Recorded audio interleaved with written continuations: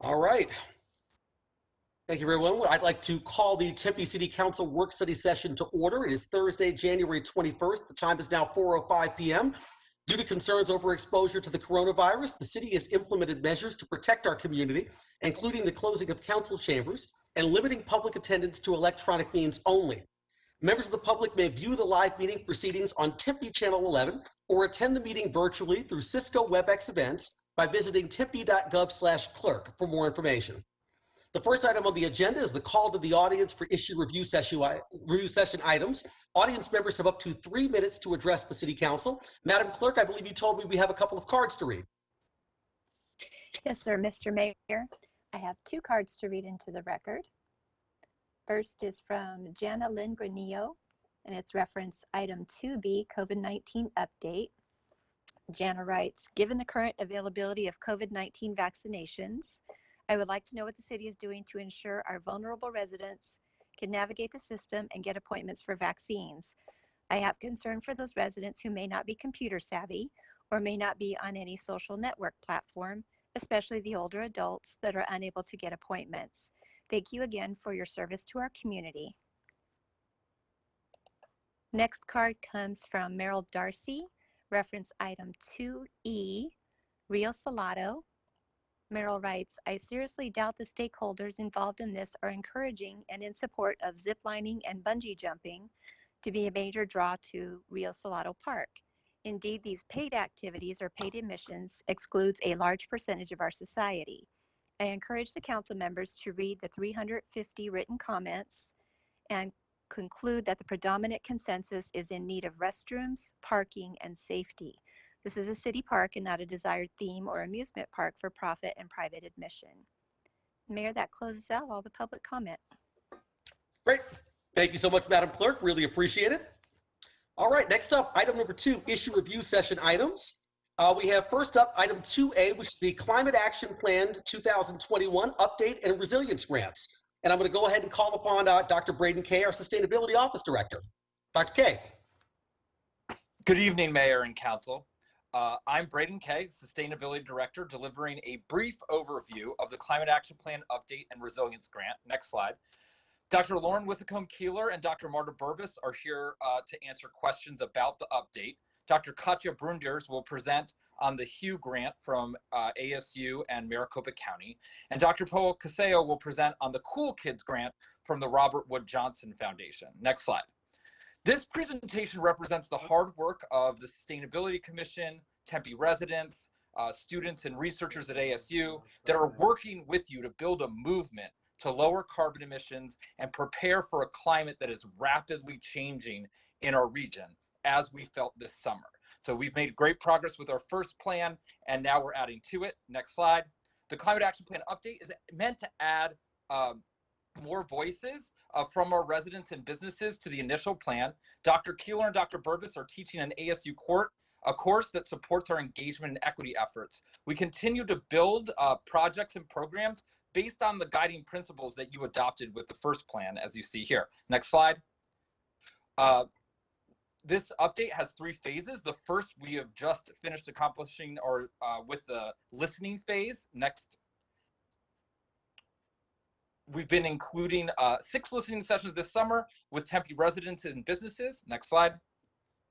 We are about to enter the engagement or the planning phase. So you will see events and engagements over the coming months with key partners like ASU and the Tempe Chamber of Commerce. Next slide. We are using new methods of engagement, including story walks. Next slide. And hiring a community-based organization to do energy equity and climate justice outreach, which was recommended by our residents. Next. We will be back in the fall where we'll present the results of this work and a draft of the update for your consideration in the fall. Next slide. Now I'm excited for you to hear about 2 new grants that we've received that will mature our climate action work. We'll watch a brief video, and then the professors involved are online to answer any questions you may have. Next slide. Hello, Mayor and Council. I'll be uploading the video. Just to give you some instructions, if on your end the video is a smaller profile, on the bottom right-hand corner of the video, there is an expand button that you can click on to fill the screen with the video. Just a heads up to all of you.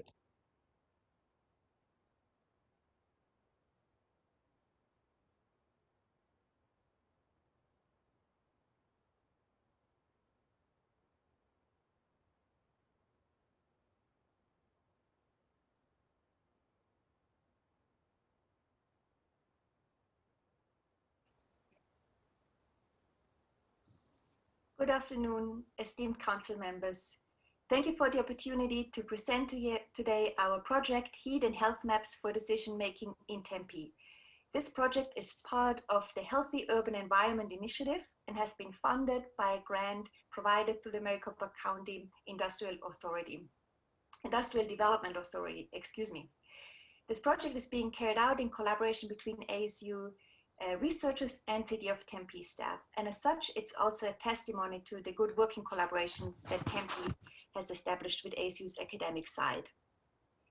The purpose of this project is really to support the city's commitment to mitigating extreme heat by providing relevant and usable data for decisions that support alignment with the strategic priorities and the equity goals. And together with our city collaborators, we co-defined usable data in two ways. There are data hurdles that need to be overcome. So that means data needs to be compatible with each other, as well as across different scales. And also it should be housed and maintained centrally. And second, we have process hurdles. The data needs to be easily accessible and to be communicated and used in a variety of stakeholder engagement settings involving community members, as well as private developers and consultants. We also co-defined the goal of the project together, and the goal is to inform investment decisions by providing data that helps prioritizing where to place infrastructure on the city scale and how to design infrastructure on the site scale in order to then create cooling in neighborhoods. And you can think of these neighborhoods, the walksheds, as character areas. For placement of cool infrastructure, we consider a variety of infrastructures ranging from streets to multi-use paths, to transportation and stormwater infrastructure, to parks and desert preserves. And for the design of cool hubs and corridors at the site scale, we look at the same infrastructures, but we organize them as mentioned in hubs, such as desert preserves or the Oasis Park, and in corridors that connect these hubs with each other. And in both types of infrastructures on the city and on the site scale, we keep the idea of equitable cooling in mind. And equitable cooling really means to effectively cool those areas that are experiencing the worst impacts and have the highest level of heat vulnerability, and for those people bearing the brunt of these impacts while fighting a range of structural inequities, including social, racial, and economic inequities. And with this slide, I just wanted to show you how we integrate the data and the teams that work both on the placement level, on the city scale, as well on the design, on the site scale.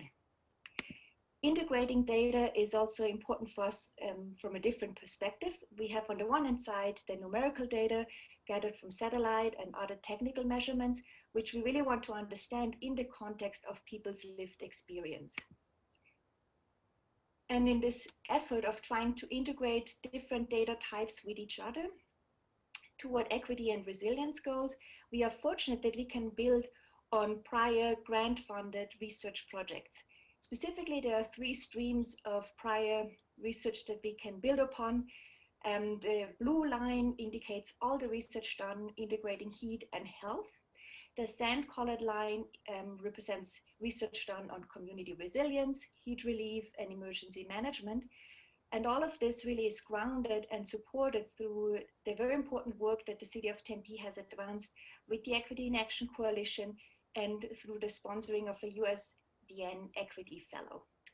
So to conclude, I wanted just to leave you with 2 main lessons learned that we take away from this project.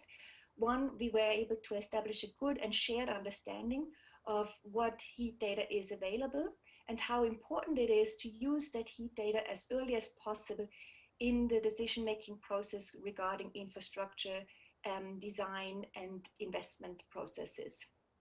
And second, we were fortunate enough to create the conditions to use those insights from this project into other projects, where we also shift the focus from ASU researchers and city staff to really working with the community, specifically with youth in the Cool Kids project, and then also with developers. And so with these two lessons learned, I would really like to thank you for your attention today and pass it on to my colleague, Dr. Paul Cassio. Thank you very much. Today to talk about this exciting project that's a partnership between the city of Tempe and Arizona State University, Cool Kids, Cool Places, Cool Futures, which takes that youth-driven, arts-enhanced, and community-based approach to urban cooling and emergency management. This is a Robert Wood Johnson Foundation Global Ideas for U.S. Solutions 30-month grant, and it is really part of the city's work and the city university partnership work, deepening the climate action through empowering youth, really to tackle systemic health and quality of life inequities by creating better pathways between communities and youth and city government. The work is an extension of work that city staff and researchers have been doing for at least 5 years, going back to 2015. But you can see the timeline here in terms of the legacy of our grants that the team has gotten, from Smart Connected Communities to Health Impact Project, Healthy Urban Environments. On the left, where you see our different audiences that we've worked in. So it's really been a city staff and researcher-driven projects, but now we're extending into the youth and into communities. And also we're seeking funding for working with developers, including the Urban Land Institute. And what we've heard from listening sessions is that the youth really have this urgency to act. They have a desire to work in spaces to increase climate literacy and also connect that with belonging for collective ownership of actions for their children in the city of Tempe in the future, for amplifying a deeper practice of racial equity for justice along with this work, for connecting that with community building and social cohesion, along with a focus on resilience for frontline communities that are experiencing these heat and health challenges. This project really pulls together global experts, the youth councils, and emergency management for a Tempe-centric community resilience. The global ideas come from New Zealand in terms of Dan Neely with his community resilience concept, and then also from Karina Kawami, who's a London-based engineer and jazz artist who uses those skills to work with communities on infrastructure and public utilities. It also brings in the community-based approach of the new emergency manager and the strategic plan around people, around heat and health, and linking that to additional partners at higher levels of government within the region. The project is centered around 3 key prongs: youth councils for prong A, prong B is city staff. Each one of those has support that are within the city and also ASU researchers, and in terms of the youth councils, also artists. That is really centered on prong C, which is equity, and we're developing equity trainings and deep equity work as part of this to really center that as part of the way that the project is done. The project takes place over, again, 30 months, starting in November of 2020. We have a pre-planning phase. In August of 2021, we really launch the youth councils in school year 1. And that's what we call the capacity building phase for the project and for the youth councils. School year 2, we're going to have some continuation of some students and onboarding of new students. And so what we have here is a transition, what we call community support and integration into planning and other processes at the city, and it extends through April of 2023. I just want to thank you for the time today. Again, we're going to have more information as we go forward with this project, but super excited for this really innovative and groundbreaking project, and very privileged to be part of it. Thank you. This is Jennifer. I have a question. Yes, Councilmember Adams. Yes, thank you, Mayor Woods. Paul, congratulations in bringing in all these grants. It's just really awesome. And I just wondering if you could talk about how these grants build on each other and what funding opportunities might be coming next. Yeah, thank you so much for the question. So each grant sort of builds capacity. It builds the relationship between the researchers and city staff, and builds a sort of mutual understanding, because we take a lot of the research questions from the challenges that city staff are already having.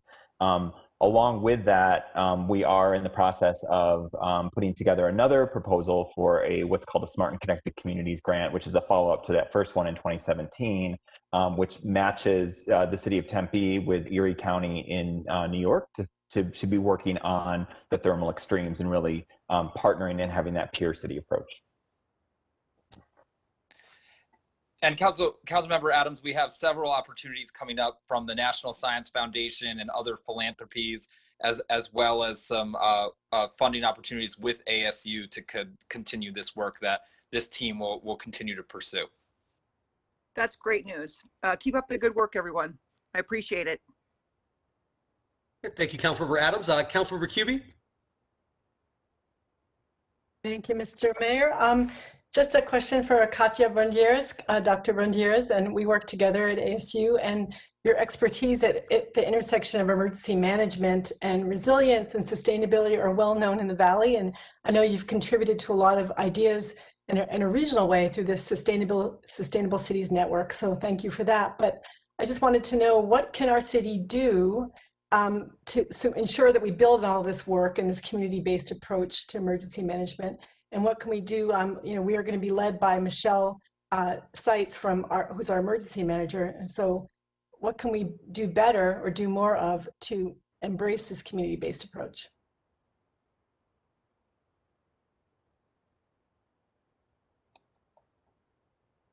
Mr. Mayor, I do not see a Katya in the audience to elevate to answer that. Dr. Brundieres? She's the speaker. Yeah, if she's not there, I'll just answer it quickly. So, okay. Katya's been working with us for the last several years, and we're now meeting every other week with Michelle so that our emergency management program and the resilience work we're doing in our office are in lockstep. I'm really excited about the work that Michelle and the whole team over at Fire Medical Rescue is doing. They're really embracing this approach. The CERT program is getting retooled to be more community-based. A bunch of city staff are meeting to focus first on Escalante Community Center as one of the first nodes where we're going to try this new CERT approach. And Michelle has this beautiful vision of the CERT team looking more like Tempe neighborhoods, the Tempe neighborhoods that it works with. So really excited that Katya has brought these ideas of community-based resilience, and we are so lucky to have someone like Michelle and the whole Fire Medical Rescue team dedicated to this community-based form of emergency management, which is really cutting edge. It's really new. There may be 10 or 20 agencies around the country that are moving in this direction, but FEMA is also moving this direction. I think there are going to be more grants in this space, and really excited about what Tempe can do here. Yeah, and it's exciting to see other cities in the region embracing that approach too. So thanks so much, Braden. And as long as I have you on the line, I just want to quickly ask you, I remember the days where your position was funded through, ASU partnership and was a pilot. And now you've had the office, for 3 years, is it? 2 years? But I wanted to know, 4.5 years, and we have brought over $2.2 million worth of grant funds, largely due to our partnerships with ASU and other key partners. But a lot of the people that are with me here today, Dr. Lauren Withacombe-Keeler and Paul and Katya and Marta, have been a huge part of writing a lot of grants and bringing a lot of resources into the city. And yeah, I think we're now helping other cities in the Valley realize that there's a real opportunity to bring in grant funding through your sustainability, climate, and resilience programs. And very grateful to Mayor and Council for allowing the opportunity for us to grow this program. Yeah, it's so rewarding to see when ASU and the city of Tempe are so closely aligned with innovation and sustainability. So thanks. And I attended a number of the climate action plan sessions that you had, and I'm so pleased that you listened. I heard many occasions participants suggesting that there be some engagement outside of the city structure, and that you might get a different answer or a more nuanced answer or a more complex answer. So I really appreciate that this RFP has gone out with for a social justice organization to work in this field, and I think that's a unique approach that our city is taking, and I thank you so much for listening to the residents. Great, thank you, Councilmember. Oh, thank you, Councilmember Cubie. Next up, we have Councilmember Garland. Hi, thank you, Mayor. I also attended some of those listening sessions, and I found them fascinating, and I'm so glad that there was such a large participation. I was going to ask Dr. Keeler a question. What themes did you learn from those sessions?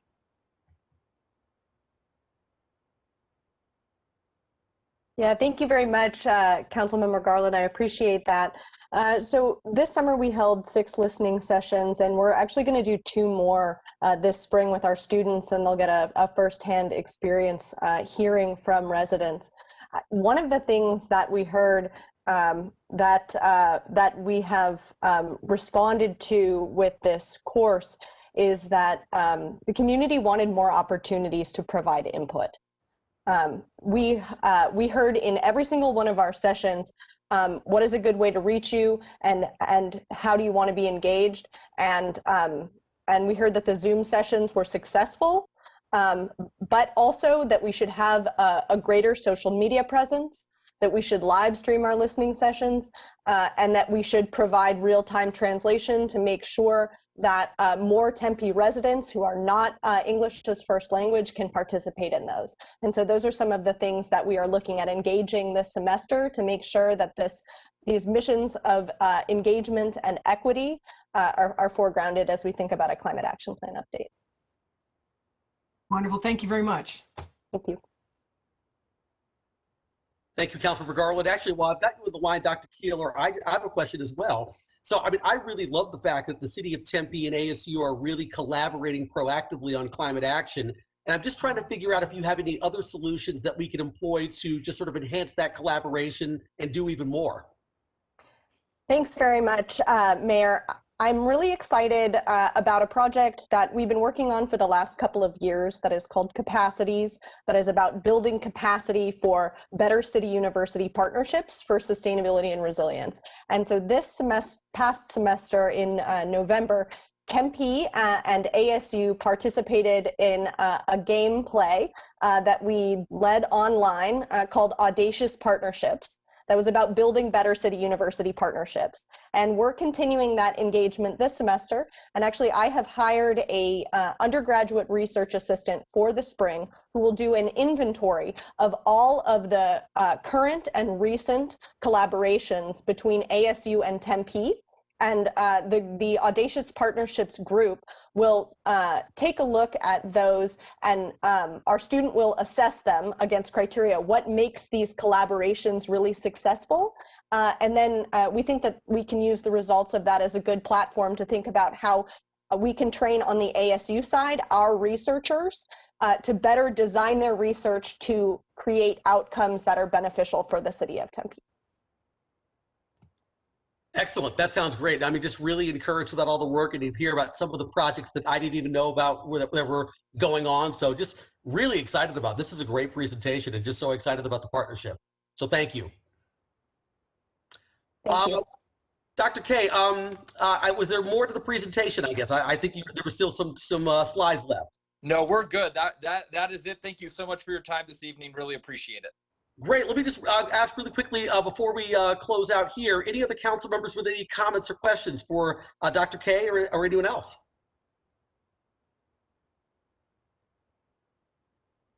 Great. All right. Sounds good. Thank you, everyone. Great presentation. And just like, let's continue to do some great work here on climate action. So these are very exciting times.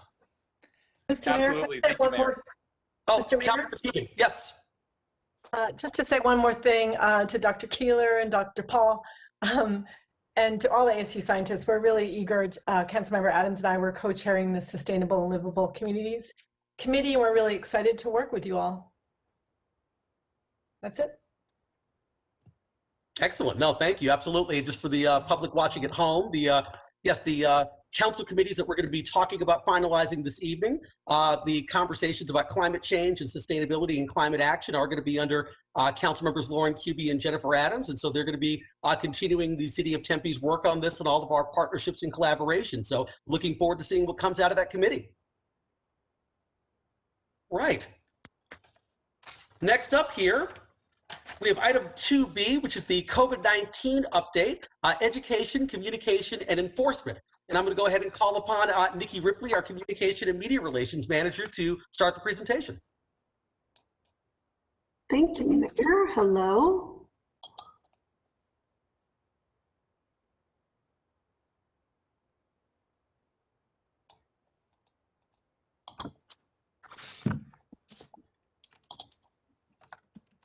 There we go. Good evening, Mayor and Council. I'm Nikki Ripley, Communication and Media Relations Manager. I'm here with Interim Police Chief Jeff Glover and with Mayoral Aide Brianne Fisher. And today we want to update you and seek your feedback about two matters involving the city's very important COVID-19 efforts. Those are communication and also enforcement of the mayor's proclamations and Governor Ducey's executive orders. I will first talk to you about communication.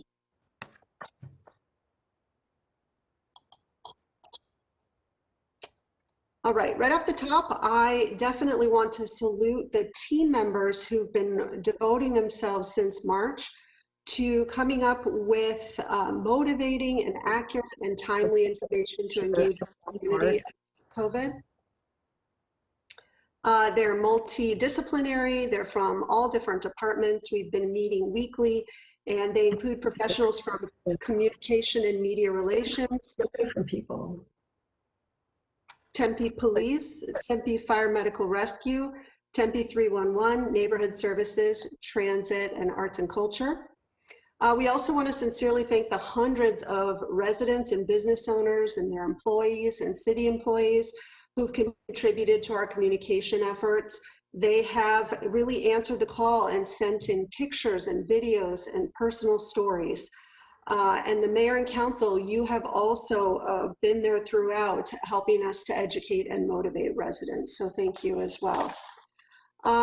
Council members, you have a great deal of background information in your packet tonight, so I intend to hit the highlights in 4 specific areas, and those are a recap of the last 10 months of communication, the main messages we're using today to inform our campaigns, the current campaigns we have underway, and future approaches.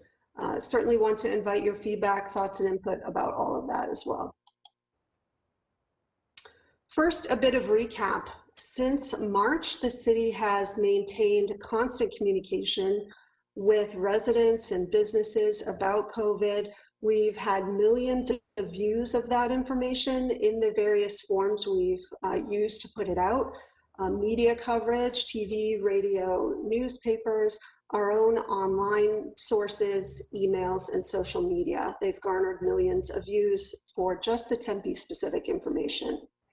We've maintained information at tempe.gov/coronavirus from the beginning. That information is targeted, so you can find information dedicated to seniors, to businesses, to families, those needing a job, those needing assistance with utility bills and rent. There are a dynamic collection of resources there that are continually updated. We produce twice weekly email news roundups that are sent to thousands of subscribers. And by the way, residents, if you're not subscribed to those already, you can do that today at tempe.gov/coronavirus. You'll see a link for how to sign yourself up for those dedicated coronavirus emails. We've featured more than 160 Tempe businesses since March in just those emails. We featured frontline workers and residents with inspiring stories of helping each other, and also residents with their own cautionary tales about COVID. We have worked as a team to repeat the trusted information put out by the CDC, the Department of Health Services, Maricopa County Department of Health, with the aim of ourselves being an extension of that trusted loop of information. And we've used data to track our efforts and modulate them over time. So we've paid attention to heat maps and other analytics from our web pages, our social media engagement. We've watched our email open rates and click-through rates, our video views, and more. And we've seen significant growth since the beginning of the pandemic in our followers and subscribers. Moving on to the main messages we're using today. And you know, as council members, that when we produce messages like this, these are meant to be the top line, the most important things that we think the community should be relaying right now. And each of the main categories of information you see here has supporting facts and anecdotes and statistics that bolster the sentiment and the thoughts, but these, and we use those, but these are the main sort of headline messages that we repeat throughout the campaigns I'll talk about later.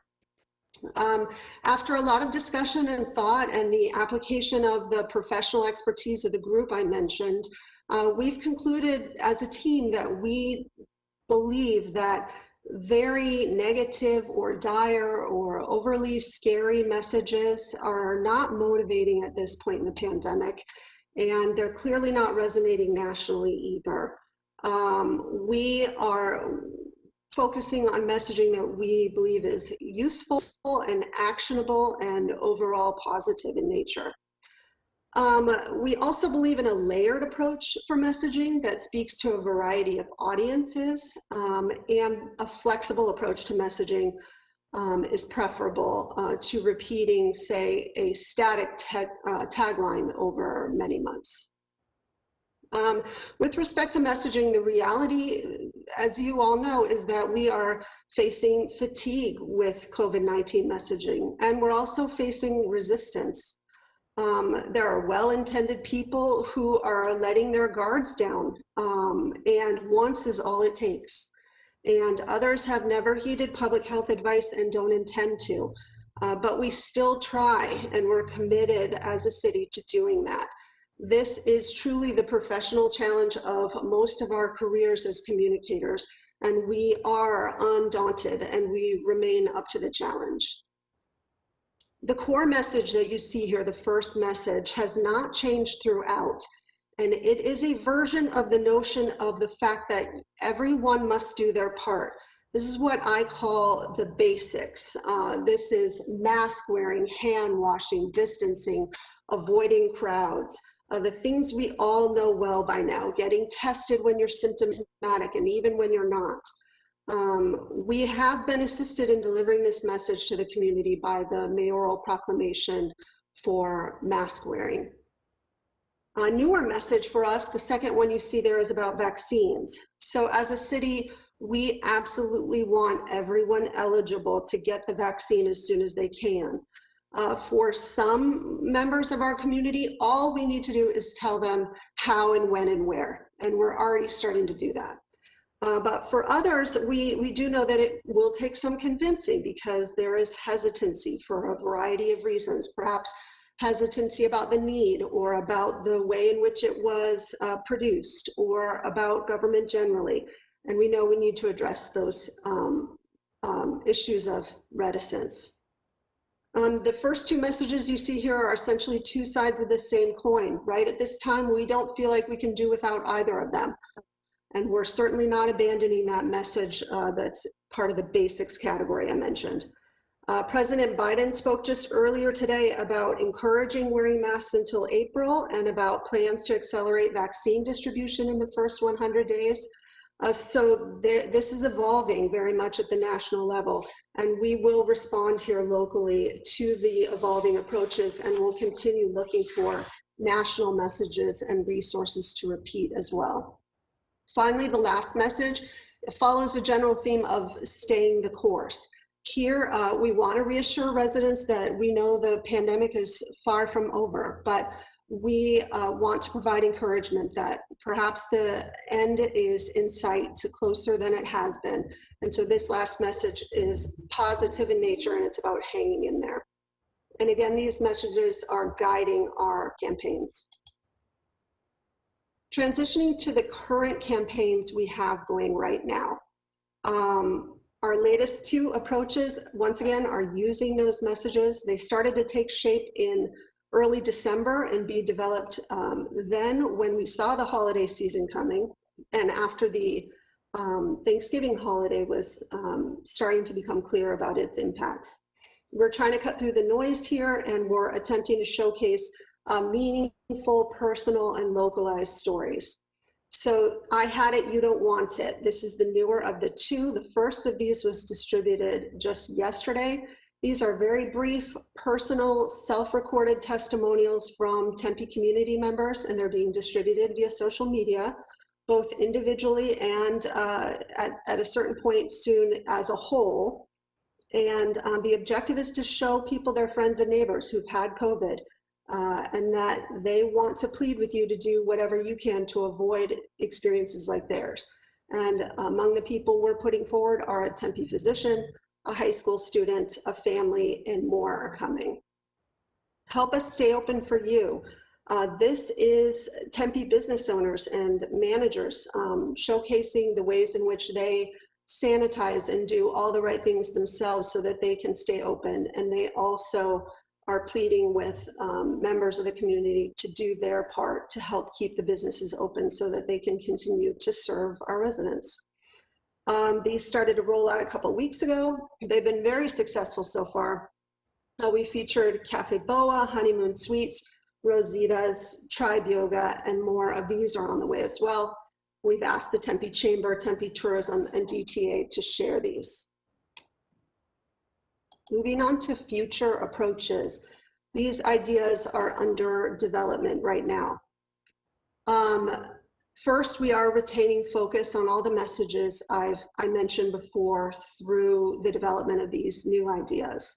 One is we are working with the data crunchers within Tempe Fire Medical Rescue. They believe that they can zero in on diagnosed cases at levels closer than the zip code level. So they should be able to identify, say, an apartment complex or a collection of 2 or 3 streets that without violating HIPAA protections, we believe we can mobilize quickly with that information in hand about actual diagnosed cases that may be clustering in an area and quickly produce and distribute bilingual door hangers for those areas. This represents an additional investment, but it's a capacity that we've learned we have that we may be able to employ. The door hangers would be dual-sided, Spanish and English, with key ways to avoid transmission and key things to do if you're feeling symptomatic and once you've been diagnosed. And then vaccines. This is a significant frontier, as I mentioned earlier, in terms of what the next several months looks like for us as a communication team. We're working closely with Tempe's internal vaccine task force and with the county, state, and federal information that's coming in. We're currently researching more about the hesitancy I mentioned earlier, demographics and reasons, the sort of myths and facts that are out there that we know we will need to counter. We also would like to consult with the Equity and Action Group about approaches, as well as some resident or relevant boards and commissions. We want to make sure that what we say in these areas resonates with the individuals who may be hesitant for a variety of reasons. So the end game with respect to vaccines here is a comprehensive campaign that's based on research and community input. And with that, again, we're always open to new ideas, your input and suggestions. I thank you. And I will transition you over to Mayor's Aide Brianne, followed by Chief Glover. Nikki, really quickly before you totally transition over, I see Councilmember Cubie's hand. I think she wanted to talk about this section. Yes. Yeah, if that's okay. I thought it might be easier to deal this way.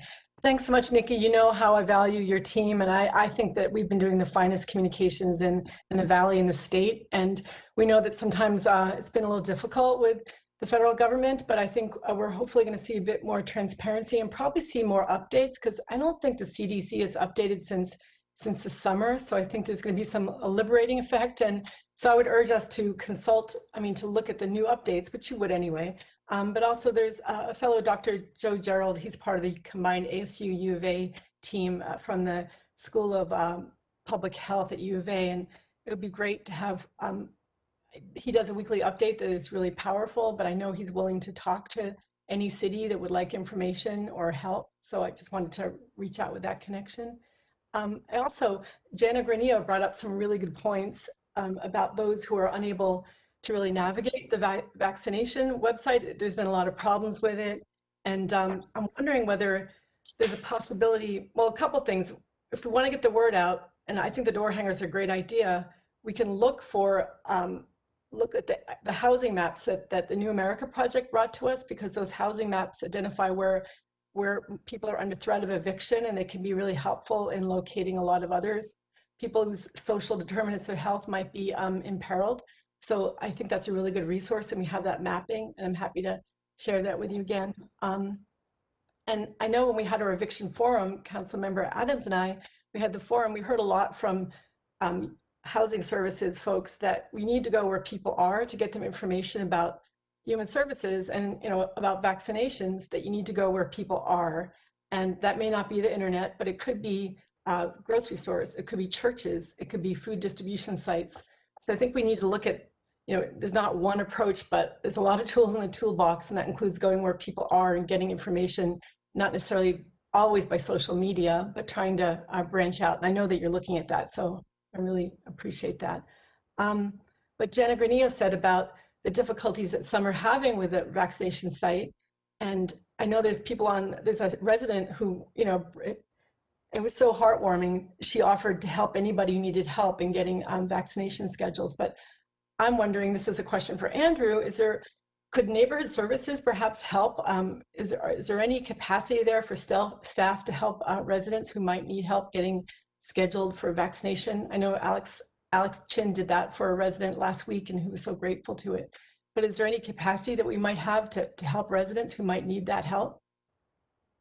Thank you, Councilmember Kuby. I think that was certainly something we can talk to our neighborhood services staff. I know that they have obviously extensive contacts with the neighborhood associations, the HOAs, and by use of mailers, et cetera, can help to amplify the messages that we're talking about in this section. So happy to have that conversation with them. Thank you. And I also want to say one thing about messaging, is that we've heard sometimes by public officials that this is a medical miracle, that the vaccine has come to us in 9 months. But there's been a lot of science behind it for years and years. The past 10 years have seen such rapid scientific advancement. And it might be, we got here today through a long process. It's been scientific. It's not a miracle. It's because of science.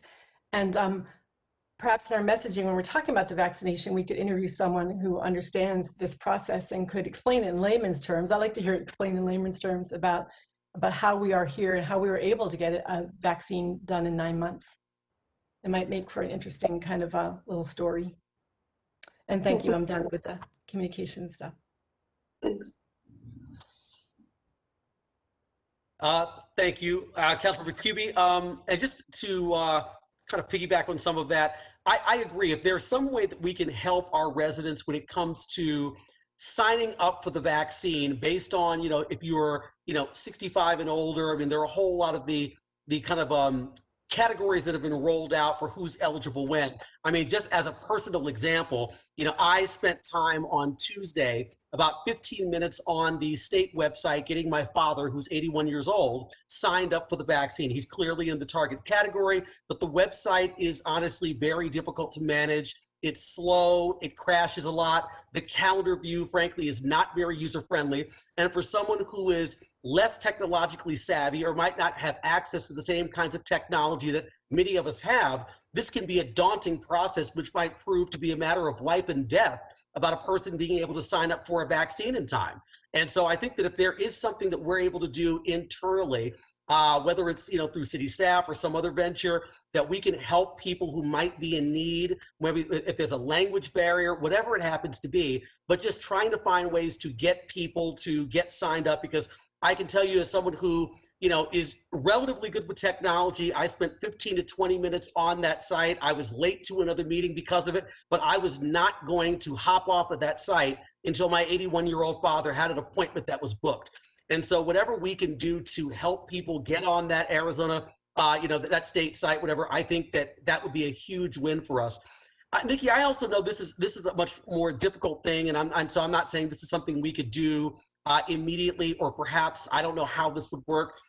But even if at some point we were able to get a Tempe-based site where we're doing vaccinations here locally, something that we could more directly control as the city of Tempe government, where it's not being run through the state, or it's not being run through some other kind of entity, but it's something being run here. I have so much confidence in the Tempe Fire Medical Rescue Department and the people who work here at the city of Tempe.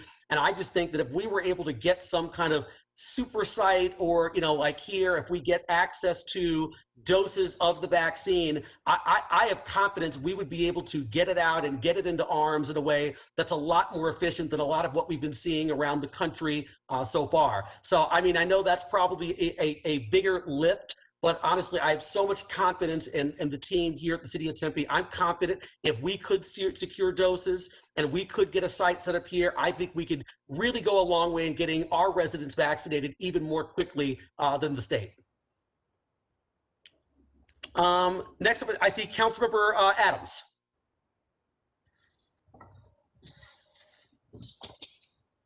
Mr. Mayor, thank you. I would put my hand up, but it doesn't working right now. So anyway, I want to just to piggyback on what Mayor Woods and Councilmember Kuby said. The mailers, I think mailers on how to sign up for the shots, like on that website, would be, I think, helpful, like kind of a step-by-step process, so people could like look at their mailer and then look at the computer screen and see if that might help people out.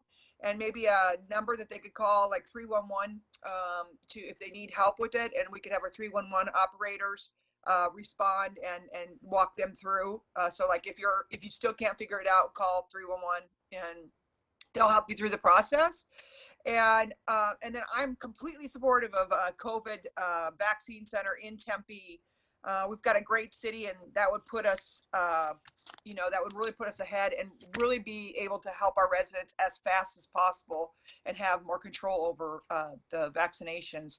And I mean, our Tempe Fire and Police are awesome at coordinating all that, and I would certainly love to see that happen in Tempe. So thank you very much. Thank you. Those ideas we can begin to explore with Chief Reese right away.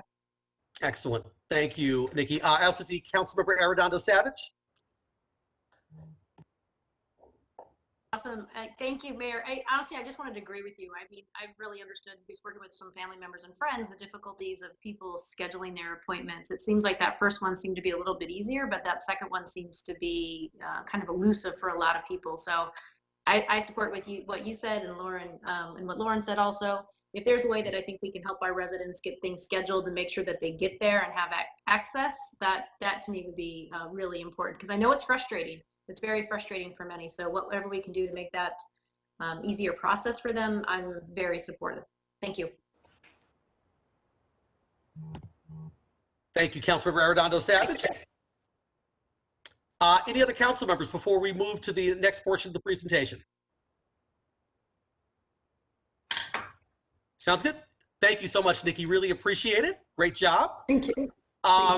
Brianne Fisher, I think you're up next.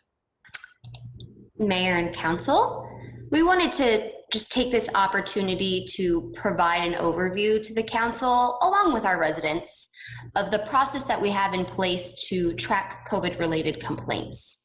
I think we can move to the next slide. While Arizona Department of Health Services has a business complaint system set up, we heard from City Council leadership the need to create a process closer to home that really addresses the complaints coming from our residents. This internal process is multi-departmental, including mayor and council staff, 311, Tempe PD, and the attorney's office. So to quickly review this process, complaints come in through Tempe 311, Tempe non-emergency line, or directly to mayor and council through the council communicator email.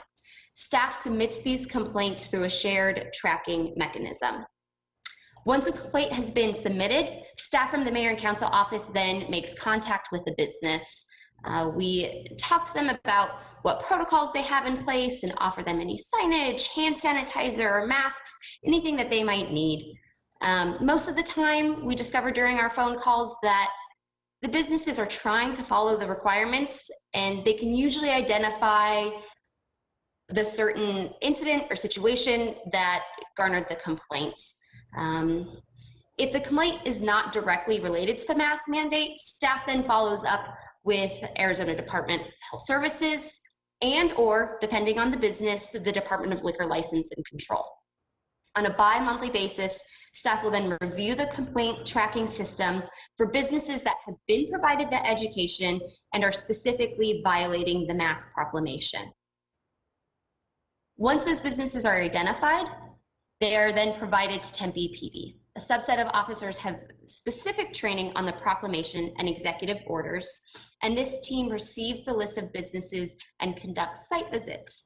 Upon the site visits, they determine if a citation is warranted, and with that, I will pass it along to Interim Police Chief Glover, who can speak more specifically about the enforcement piece. Yes, thank you, Brianne, and thank you, Nikki. Good evening, Mayor and Council. I'm Interim Police Chief Jeff Glover. Our overall goal is to support public health and safety and COVID-19 mitigation. So our business plans require incorporation of COVID-19 safety measures and partnerships with park staff, monitors, G4S to provide COVID-19 safety education in parks. Our officers from field operations, patrol, and Metro Division, specifically our crime prevention unit, have training and familiarity related to the proclamation requirements. Next slide. Throughout the COVID-19 pandemic, the police department has supported public health and safety by responding to and engaging in education efforts with business proprietors, management, staff, and customers. Efforts include proactive outreach to businesses as well as responding to calls for service from citizens about potential violations to gain positive compliance. This has been consistent with the mayor and council direction as it relates to the proclamation order. These efforts have assisted us in de-escalation of any conflict and mitigation the need for law enforcement action.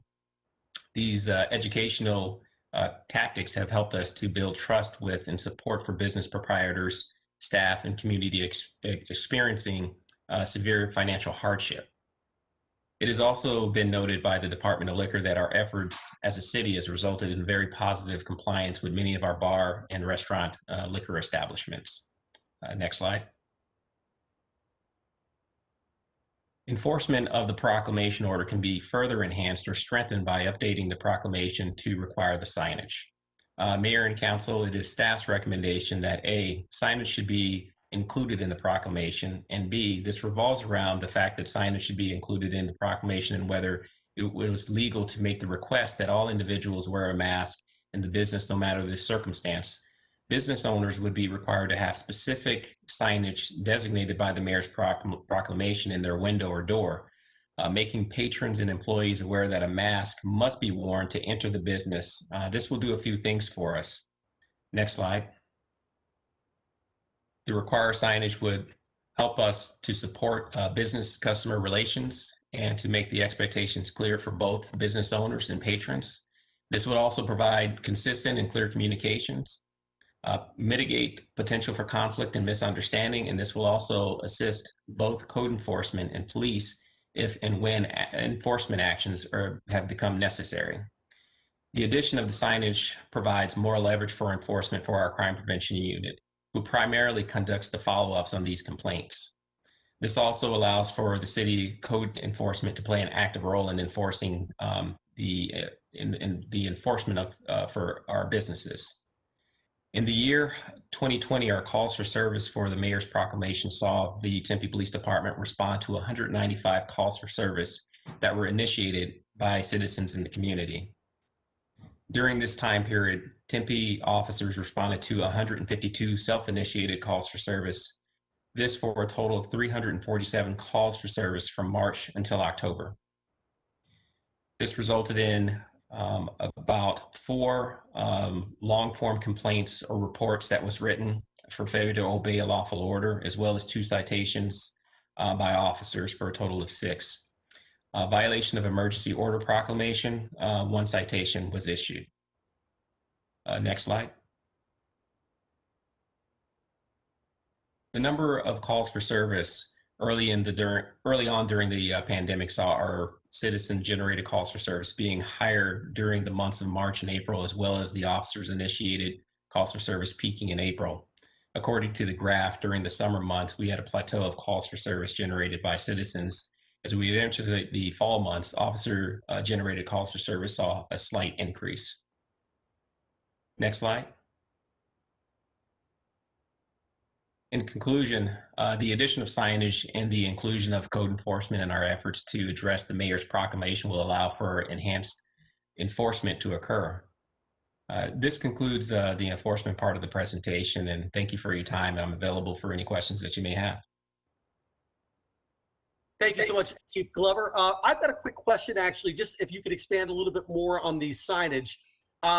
And I'm thinking maybe even a scenario like, so how the police department came to the conclusion of saying, hey, we think the signage would make it easier for both us and code enforcement to enforce the proclamation. So can you tell me more about, kind of why we think that would be beneficial and why that would help the police department in terms of providing much more robust enforcement? Sure. So if a violation occurs, an investigation of the facts would then take place. But having specific signage in the language that gives us more teeth to differentiate whether the business owner should be cited or whether a customer should be cited, it would actually help improve exactly what we're trying to do in terms of the enforcement aspect. If the business owner has made a reasonable request of the customer to wear a mask inside the store after they pass the signage that's clearly visible inside in the window or at the door before they enter the establishment, then the customer is not, if the customer is not compliant, then it's clear that the customer would be cited. If the business owner is freely allowing individuals to come into the business or having employees not wearing their mask, then it's clear that the business owner would be cited for the mask violation. And so that's probably one of the simplest scenarios that I could be able to provide, because you have a lot of and what we're seeing in terms of the crime prevention officers that are going out and looking and conducting those investigations. They're seeing a lot of the compliance occurring where sometimes people are coming into the business, they are forgetting to wear the mask. But then you have a lot of businesses that are actually providing a mask once inside the business. Now, you still could end up getting a citizen that's going to generate a call for service because you had somebody come in without the mask, but they didn't see the business owner offer up the mask. You have some that are non-compliant in terms of patrons, but you do have some patrons that are compliant. They accept the mask and they put the mask right on. Excellent. Thank you, Chief. I really appreciate it. I'm going to go to Councilmember Arredondo Savage.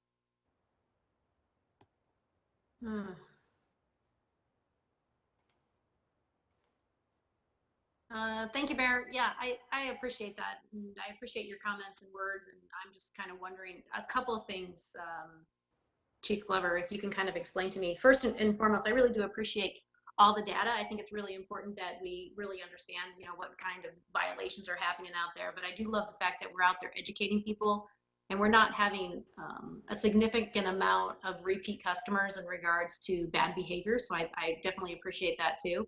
And then I just want to say, I don't really know where you are or where your background is, but it does look pretty great. So wherever it is, I want to be there too. Thank you. I don't know where it came from, but I'm rolling with it. Okay, all right, good deal.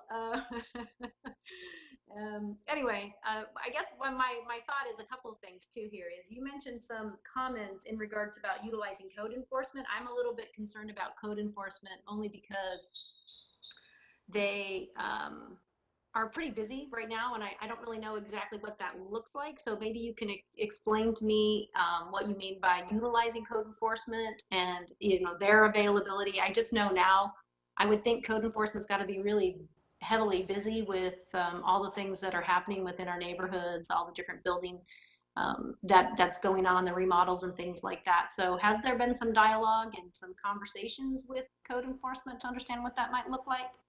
Yes, there has been dialogue with code enforcement in regards to mask violation and what they could also do with assisting us and helping us with how we would go out and do that enforcement. And part of that is to be able to have them, since they're very connected with the business community, is to have them out there with our crime prevention team, going out there, making some of those contacts when we are getting the information in to address, specific, bad behaviors from different people within the business community. If we're getting those complaints, it's a good enforcement tool of being able to have them there either along with us, present, and or if they're also seeing anything while they are out and about, they can also write up that violation as well. So it gives us sort of a force multiplier. Yeah, I get that. I guess I have some concerns about that. I kind of think that takes them a little out of their wheelhouse. And, I think I would like to kind of get their thoughts and understand that just a little bit more, because that does worry me a little bit. And I know we've always talked about enforcement and putting things in place that I think that we can have some successes with. My other question would be too is, what kind of communication have we had with the businesses in regards to a new proclamation? I mean, have we checked with all the business organizations? I'd rather be a partner than be a heavy hand, and want them to be in contact with us and really look and understand how we can help them so they can be more effective. And also, how can we make sure that they are getting the recovery packages into their hands so they can be successful and implement some of these requests that we're asking, the state's asking, the federal government are asking. I just feel like we're putting on more layers, and I'd really like to understand a little bit better of how we've had some communication with them before any proclamation comes out. Or I guess, Mayor, maybe that question's to you and what your thoughts are about that, just to ensure that we are, I think, staying true to ourselves of being a real good community partner and ensuring that we have everybody at the table as we make these decisions.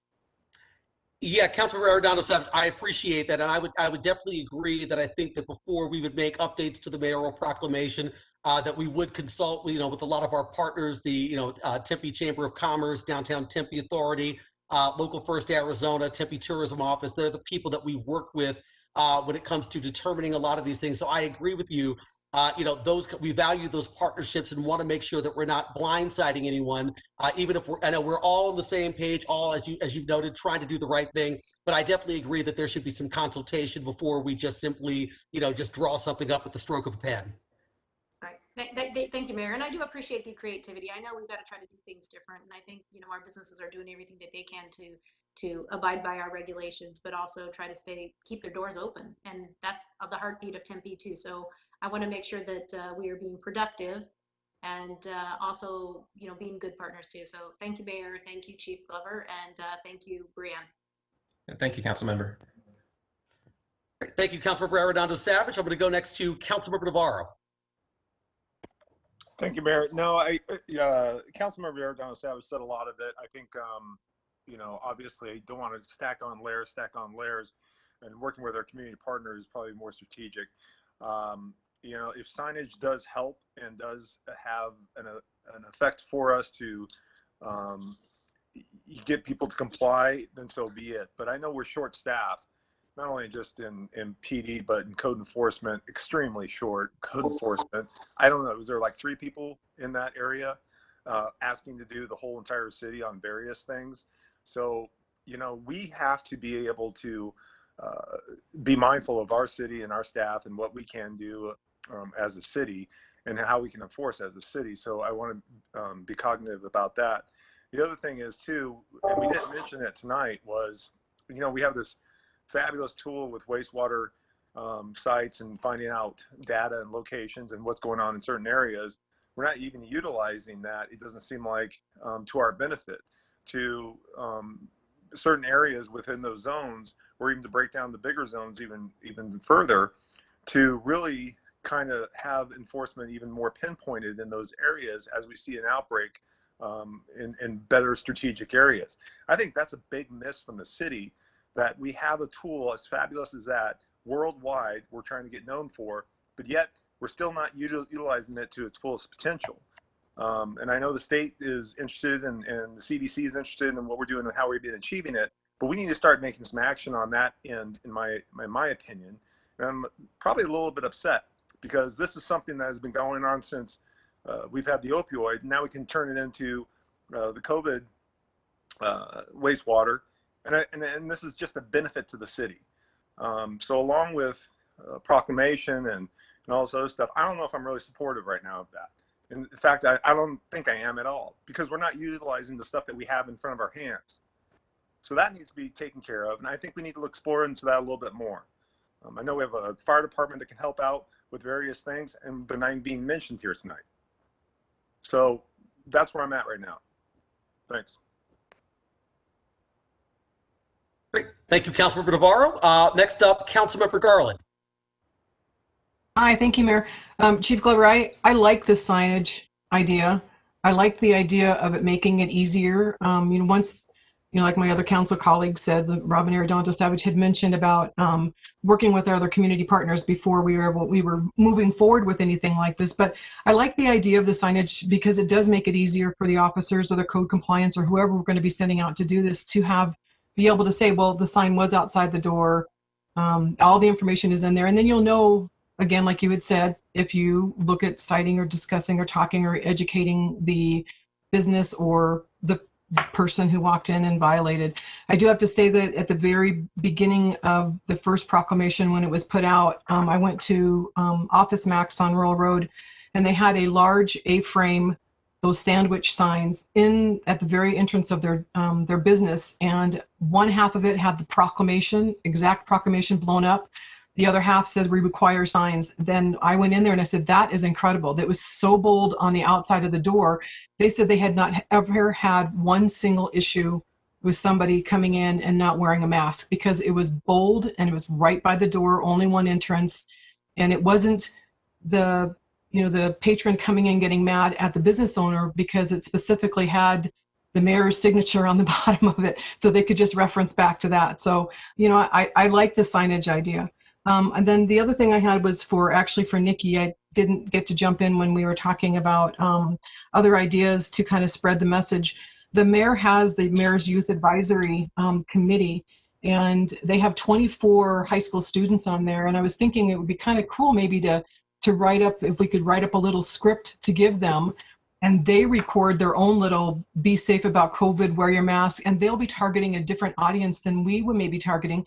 And we ask them to share that on their social media, and it just blooms from there, because that's 24 students that are active at their school. That's 2 schools, 2 high schools, or I just think it'd be a great way to be able to use our youth that are much better at spreading information on social media than I think we are. We're good, but I think they're really good. So that was just one of the thoughts. The other one is we've got some, you know, really fun TV personalities who live in Tempe and love Tempe, that we might be able to tap them. And I'm just, Dave Muncie, if you're listening, I'm sorry, I'm gonna throw your name out there. But, you know, Dave's got that great, you know, watch your kids around water. Well, he might be able to do something for us if we ask him. He loves Tempe, and say, okay, keep your mask on, be safe, and keep, you know, watch your kids around water. But, you know, he might be able to do something with us also. But, you know, the other thing is that we do have all those other boards and commissions. Maybe the board and commission members could, you know, recite or read their own little script also and share that. But just another way to tap into some of the youth. But I think using the youth would be great. And I absolutely love the idea of the "I had it, you don't want it" that we're putting out. That is really, really great, especially using local people. And I just want to tell you, it's a great job. So thank you very much. Thanks, Chief Culver. Thanks, Nikki. Thank you. Thank Thank you, Councilmember Garland. Next up, City Manager Ching. Thank you, Mr. Mayor, members of council. Just to the point about engaging the business community, I think that that's important. And in the run up to tonight's meeting, I just will let you know I did preview what Chief Glover spoke to today with the Chamber President, Ann Gill, just so she would not hear about it for the first time in a presentation. And she was, while waiting to see how the language would result, she was supportive of helping us to craft that language and to work with us. So certainly we have a lot more work to do, but it would be my concurrence that we should engage our partners in the business community. So I just wanted to clarify that piece. Great, thank you, Andrew. Next up, we have Councilmember Cubie. Thanks, Mr. Mayor. So sadly, we continue to be the hot spot of the world, Arizona, and I'm so glad we're going to have more city-specific data coming to us. But I want to thank Chief Glover and Andrew and Corey and Nikki for bringing these reconsiderations to us, because I think some changes are needed and will save lives. And I do agree with Councilmember Arredondo that the mask mandate, it's not a city code. Enforcement is the responsibility of PD, but I realize these are very unusual times. So however Andrew and Chief Glover and Jeff Temulevich think it's best, I'm okay with that. But typically this should be, enforcement should be PD's responsibility. But I do want to say that, this far into the pandemic, most businesses, most people, they know what they should be doing, whether they choose to comply or not. And we're not talking to people and telling them what they should do in their homes, but when they step out in public, then we, the city, are and should be responsible for public health. And when it comes to businesses, I've heard from staff that some of the feedback we're getting from why the businesses aren't aggressively forcing the mask mandate is the fear that they'll lose business. And Lord knows, in these COVID times, you don't want to lose more business. And so I think we need to help them by making clear that we're the ones requiring masks, which may not be that clear. If we tell customers, look, we can't serve you without a mask, the city won't let us, and they'll fine us if you don't leave the premises. By making that clear, it keeps the businesses, they're no longer the bad guy, we're the bad guy, we can take it, and it makes them more likely to enforce. But it means we have to have their backs. If they ask someone to leave that doesn't have a mask or isn't wearing it properly on purpose, and that person refuses, then the business should be encouraged to contact PD, and the individual should be cited for trespassing if they won't leave the premises. And there's businesses with multiple complaints. I've looked at that SharePoint site, and even after education, there are some, I won't name them, but 3, 4, or 5 complaints. So even after all this education we've done lots of education with the business community. I'd like to see a more assertive investigation and a task force stopping by more than once at different times a day to see what's happening. Not every business, of course, but the ones that we continually, repeatedly hear about. So that's just my commentary, but I wanted to ask you, Mr. Mayor, because you do have emergency power, and Mayor Mitchell enacted the first mask mandate, mask proclamation, I think back in April. So what other improvements are you considering? Because I had some ideas, but I didn't know first what you might be considering in addition to the sign stuff. Thank you, Councilmember Cubie. I'm happy to provide some of that. I want to make sure we can get Councilmember Adams in first, then I'm happy to follow up. So, is that okay? Or sounds like a plan. Okay, sounds good. Thank you, Councilmember Adams. Yes, yes. Thank you, Mr. Mayor. I appreciate it. Just a couple of things I have. One is I'm also concerned with what Councilmember Navarro stated about the we have all this information from our wastewater, and we know the hot spots. We can identify those, and I know we've done some training out in that community in those areas, but I'd like to see that increased and vaccinations delivered to those areas so we can try to stop things quicker. And I also I want to thank Chief Glover for his amazing presentation. So that was really helpful. And I would like to see, I'm okay with like trying to help businesses with a more strict mask policy, but I really want to make sure that we have Ann Gill from the Chamber of Commerce and our downtown authority folks with Cape Borders on board with how that would all work together. Just because I'm concerned about the businesses, but I'm also very concerned about the safety. And I think, there has to be a way to communicate so we are increasing our safety, but yet supporting our businesses. So that's just my 2 cents. Thanks, Mr. Mayor. Appreciate it. Thank you, Councilmember Adams. Let's see, Councilmember Navarro.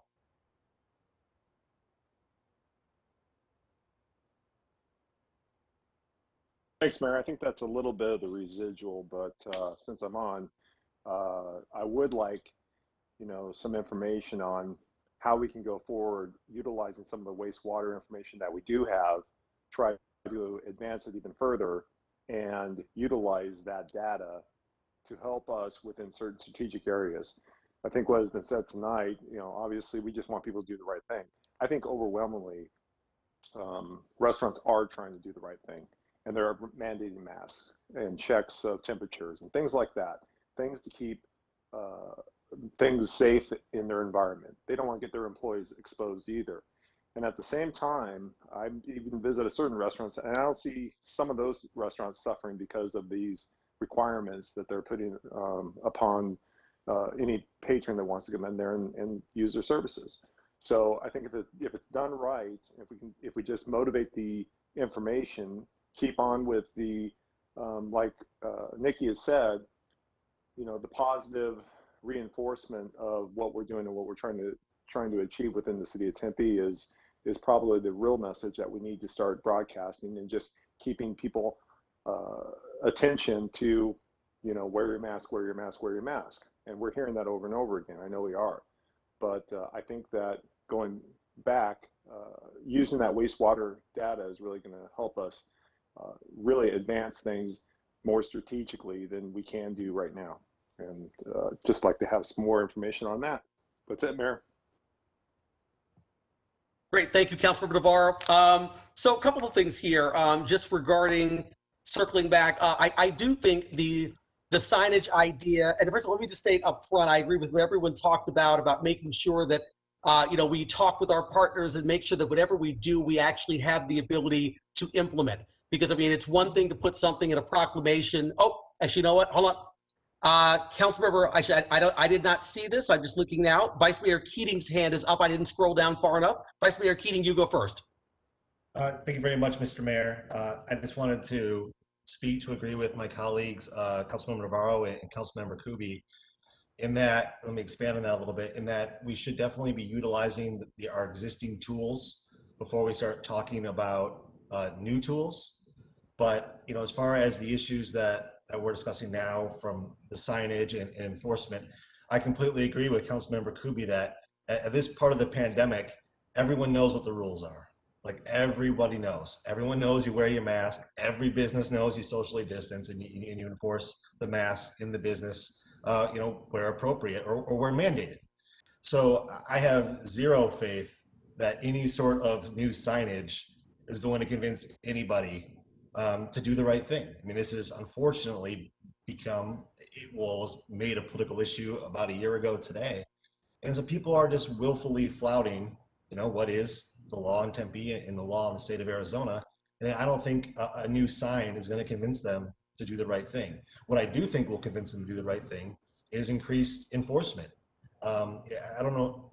I don't think you were mayor yet, Corey, when we first went into restrictions, and no, of course you weren't, because that was March of last year, when there were gyms were shut down and restaurants were shut down. There was a gym operating in the city of Tempe, just very, very brazenly, and I was very upset by this. And I called the city manager, and I called Tempe police, probably 3 or 4 days in a row, driving all the way across the city to go see if this place was open, and of course it always was. And eventually PD would come and they would educate them, and which was frustrating to me, because they weren't interested in the education. They did not think they should be shut down, and they were operating, just in spite of the greater public health. So as far as the signage goes, I just don't think that's going to do anything. Like, I don't really have that. I mean, I'm not going to die on this hill. Like, anyone can print out a piece of paper and put it on their window that says mask required inside, but that's not going to change anyone's mind. I would love to see increased enforcement and fines on businesses that continually, violate the law, as Councilmember Kubi showed up. Of course, there's a room for enforcement or education, but when you have 5, 6, 7 violations, that says that they're not really interested in enforcing. And I was actually at a business, this must have been like 6 months ago, and the owner, it was a karaoke place on Mill, and the owner got on the mic and was just talking about the city's trying to make us do this, but basically screw that. So I mean, I think the answer here would be an increased enforcement effort, whether that's PD or that's Tempe 311 code enforcement. But there's got to be some sort. I mean, I think we've done the carrot for a year. There's got to be some sort of stick attached to this, for the bad actors in the city. And there are only a few. I think most businesses are very diligent about it. I've never experienced a business that allowed someone to be in there without their mask on, but that's just my experience as one person. So I think 99% of businesses are very vigilant about it, but those bad actors need to be dealt with in a way, and I'm not sure that putting more signage up is going to convince them or their patrons to behave responsibly. Thank you. Thank you, Vice Mayor Keating. Councilmember Kubi, I saw your hand up and I see it's down. Did you want to speak? Oh yeah, I want to thank Councilmember Keating, Vice Mayor Keating, for what he said. He always says things in so much more with so much more eloquence than me.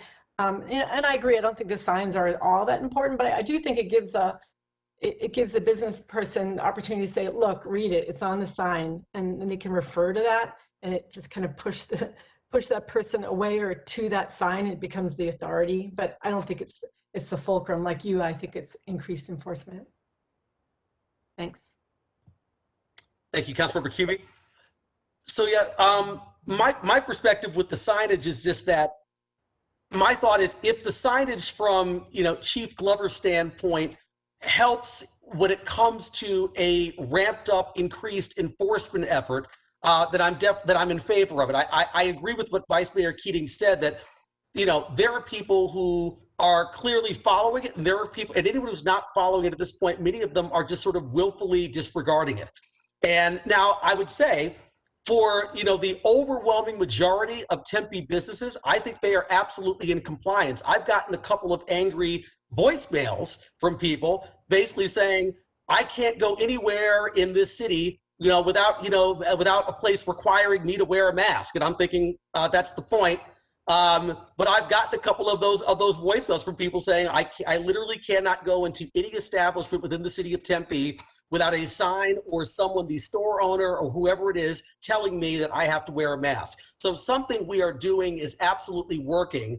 But I agree, there's like that one or maybe 2% of folks who are just sort of willfully disregarding. And I agree with Vice Mayor Keating, with what Councilmember Kubi said, that if it's a first offense, and I don't know if this has anything to do with even the mayoral proclamation, if it's a first offense, I do agree that we should be doing an education effort. It's possible that someone didn't know, or something could have happened that got out of a person's line of sight. And at that point, I agree. We're not trying to put additional financial hardship on businesses that are absolutely struggling to get by during this time of COVID-19 that's been going on for almost a year now. So clearly we're not trying to be onerous or just really brutal when it comes to citations and fines.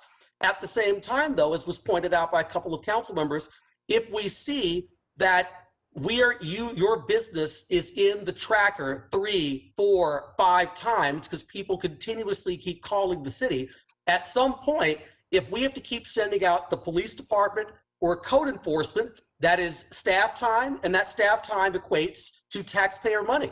And we cannot afford to waste taxpayer money on people who willfully disregard the mask ordinance, which means they're willfully disregarding public health. And so I think what we clearly have to do, even with some of the established systems we already have within the city, is if we know, once again, I mean, first offense, we should talk to them. We should either call them, go out to the business, have a virtual meeting, do whatever it is, and I know we do, to try to work with them to get compliance, the carrot approach, as Vice Mayor Keating talked about. But if a business or a person continually shows up in that tracker, I think at some point you have to cite them. I mean, because I think we have to cite the people who are the bad actors to send the message that this is, you know, we are not going to allow anyone to willfully disregard the public health of the people living in our community. To Councilmember Navarro's point regarding wastewater, I agree. It's a fantastic tool, and I think that whatever we can continue to do on that front when it comes to setting up whether it's COVID-19 testing or vaccination sites based on some of the exceptional data we're getting from that wastewater tool, I think that's absolutely something we should consider. We should continue to try to ramp up. So I think that's a great suggestion on his part. I also think something that has nothing to do with the proclamation or anything else, but I'll just say this publicly. We really have to, and this is not something I'm looking to enact in proclamation form or in citation form. So I want to put that out there. This is just me speaking as Corey Woods. The reality is we also have to really try our best to not have, as residents, small group gatherings. That is one of the challenges that we have, is that we all, many times we go to restaurants and they're doing a good job of having people sit outside, of Xing off certain tables to make sure that the appropriate 6-foot distance is maintained, enforcing the mask mandate. But then sometimes, and I know a lot of us, we all have COVID-19 fatigue. We're tired of not seeing our friends. We're tired of not seeing our neighbors and our family members. But if you're having small group get-togethers where we're not going to go to a restaurant, but we're instead going to have 10 people at the house, that's a major source of where some of this transmission actually takes place. And so I think we all as a community have to do whatever we can to try to make sure that we are not having those gatherings at our homes, because that's where this virus can very easily replicate and spread. And once again, I understand everyone has a different situation at home with their family, health situations, personal situations. So I'm not telling anyone what to do, and I'm not seeking to mandate it. Obviously, we can't mandate it by rule of the governor's executive order. This is just a PSA just that I would put out there to anyone who happens to be watching this right now or who will watch it taped, later on. We've got to try to avoid those gatherings, and we have to try to avoid traveling whenever we can. We all know that we heard, from the CDC, talking about trying not to travel during the holidays, but then we all saw the images on TV at Phoenix Sky Harbor Airport of people packed together, trying to travel. Once again, I know people have different situations and I don't know everyone's personal situation, but at the same time, we have got to do our best to not travel unless it really is for essential travel these days, and to not have these trips that aren't absolutely necessary and that might just be purely for fun or leisure, because that's also how this happens to spread.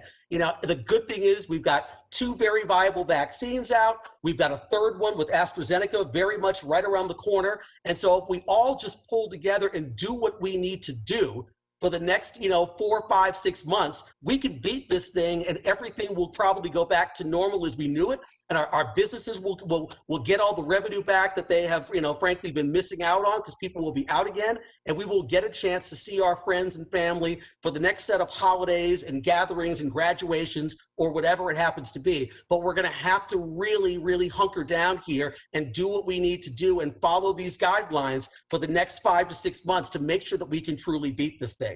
And so with that said, I am interested in taking a look at talking about what we can possibly do from a proclamation standpoint. I can meet Mr. City Manager with you as well as Chief Glover offline and talk about some potential areas that we can look at. I'm not proposing anything tonight because I know there's no draft language on the table, so I'm not putting that in front of the council this evening. But absolutely, I would like to look at something like that to see if there are clear areas that we might be able to tighten up to also protect public health while also preserving, our businesses and their ability to continue to make a revenue stream, so they are here once this is long a thing of the past. So see a couple of hands up. I've been talking for too long. Now I'm going to go to City Manager Ching and then to Councilmember Cubie.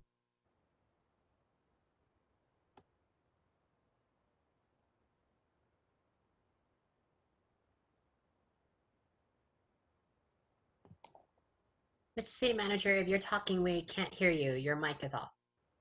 Thank you, Alex. You've saved me from myself once again.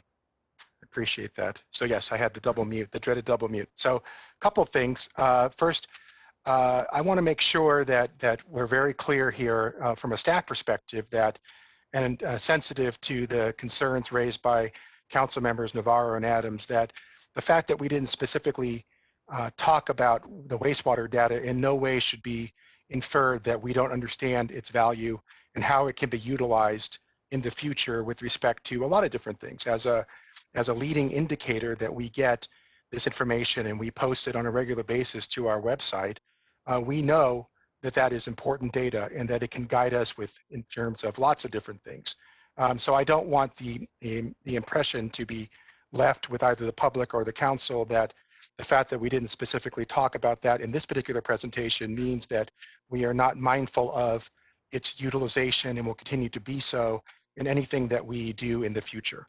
That's the first thing. The second thing, in terms of staffing, because it was brought up by a couple of comments from council, the staffing issues in terms of the things that we can do, and I appreciate very much the confidence that this council has in our city staff, our police department, our fire medical rescue department. But in terms of standing up a vaccination clinic specifically for Tempe, that is a difficult ask for a lot of reasons. And in consultation with Chief Reese, I'm happy to get into more detail if there's still interest from council. But I think what I would suggest is that given the fact that we work regionally with a lot of different partners, that we can certainly do quite a bit to facilitate that, but not necessarily be the actors to stand up a long-running vaccination site. We have some concerns, some preliminary concerns in terms of how we would do that, and staffing would be very difficult given the fact that it's fire medical rescue who's currently doing it for the 1B group.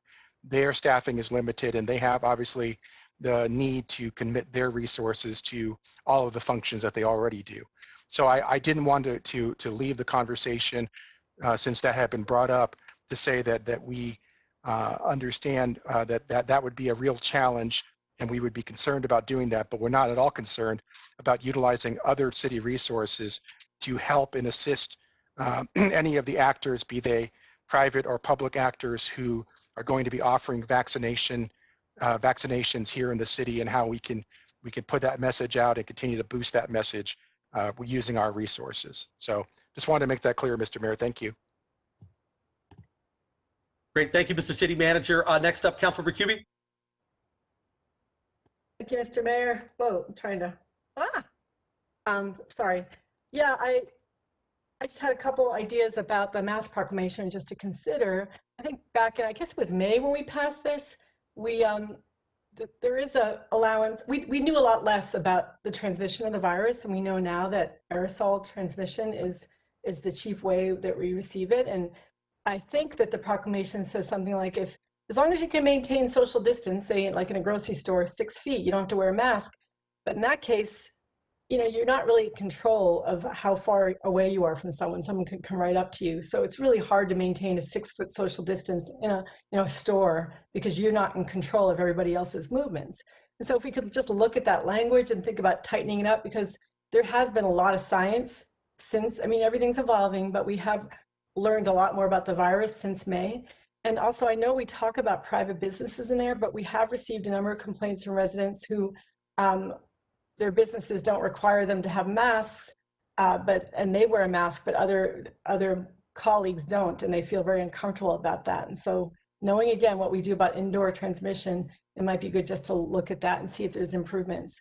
And I appreciate Chief Glover coming to us and saying like, hey, this will help. These things are small, but they'll help us to enforce the mask proclamation. So thank you for considering these things. Absolutely, Councilmember Cubie. I was taking notes on everything you just said regarding that separation indoors, and I will definitely make sure when I'm meeting with the city manager and Chief Glover that we bring this up and talk about it. So thank you. Anyone else from council? Any comments or questions on this presentation?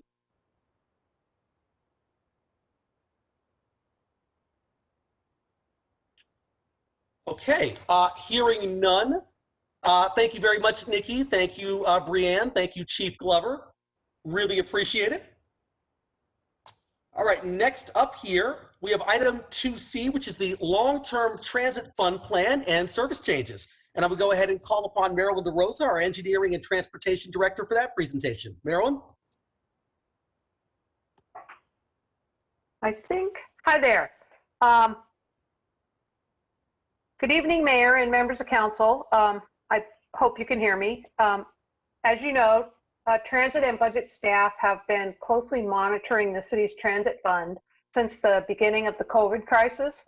Staff came to you in December with some efficiency recommendations that, if not already implemented, will be in effect by April. This presentation includes proposals based on user input for additional service changes to be effected in October of this year. At the end of the presentation, we will be asking for your direction regarding the options that we'll present. This is not a budget presentation, but at the end, if you have questions about expenses or revenue forecasts, Mark Day and I can be available. With that, to take you through the presentation, I want to introduce our Senior Transportation Planner for Transit, Sam Stevenson.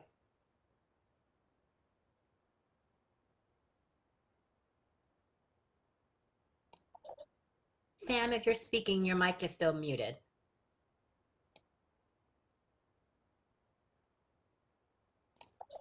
I can unmute you. Give me one moment. Thank you, Alex. I apologize. Can you hear me now? Yes, we can. Proceed. Okay, excellent. Okay, so thanks, Alex. Thank you, Marilyn. Good evening, everyone. Oh, I see here. I can put my video on too. Good evening, everyone. Mayor and Council, I'm Sam Stevenson, Senior Transportation Planner. This afternoon, I'll be presenting an update on our process for transit service reductions and the balancing of our transit fund. Just as a reminder, we were here back in December, and we do plan to return for quarterly updates until our transit fund is balanced.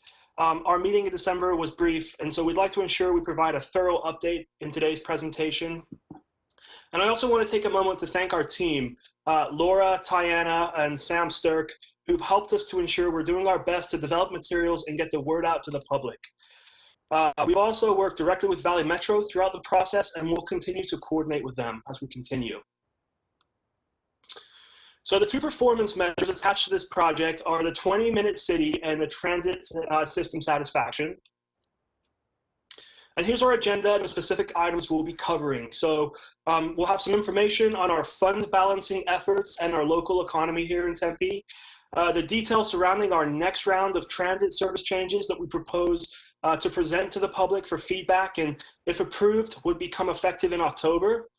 And then we also have some information about our proposed outreach efforts, as well as some information about Tempe's transit system in the context of the regional transit network. We are requesting council direction tonight. We're asking for your support to advance these proposed service changes through the public process for consideration and analysis, and then we would return to you all at a later date to present the findings of those efforts and formally approve those changes. I believe that would be in May. So here's a snapshot of exactly what our multimodal transit program encompasses today. With these elements being funded primarily through our dedicated transit tax, they include bus, rail, our bike ped program, and our streetscape projects as well. Here's some information about our transit fund. We've mentioned before that based on our most recent forecasts, a $9.5 million reduction in recurring expenditures is required in order for our fund to be sustainable long-term. We look forward to an updated forecast in the coming weeks, and that our updated forecast may impact that figure. We're not sure at this time.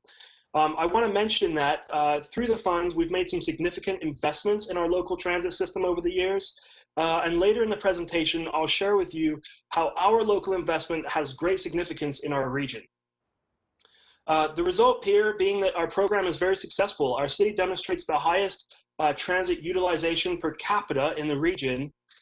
And in addition to some of the points we've shared with council over the past 8 months regarding our financial position, which was partly triggered by the COVID-19 pandemic, we want to remind council and the public that reduced ridership, reduced fare box recovery, some abuse to our reduced fare policy, and our aging fare collection infrastructure are also trends that contribute to our financial situation.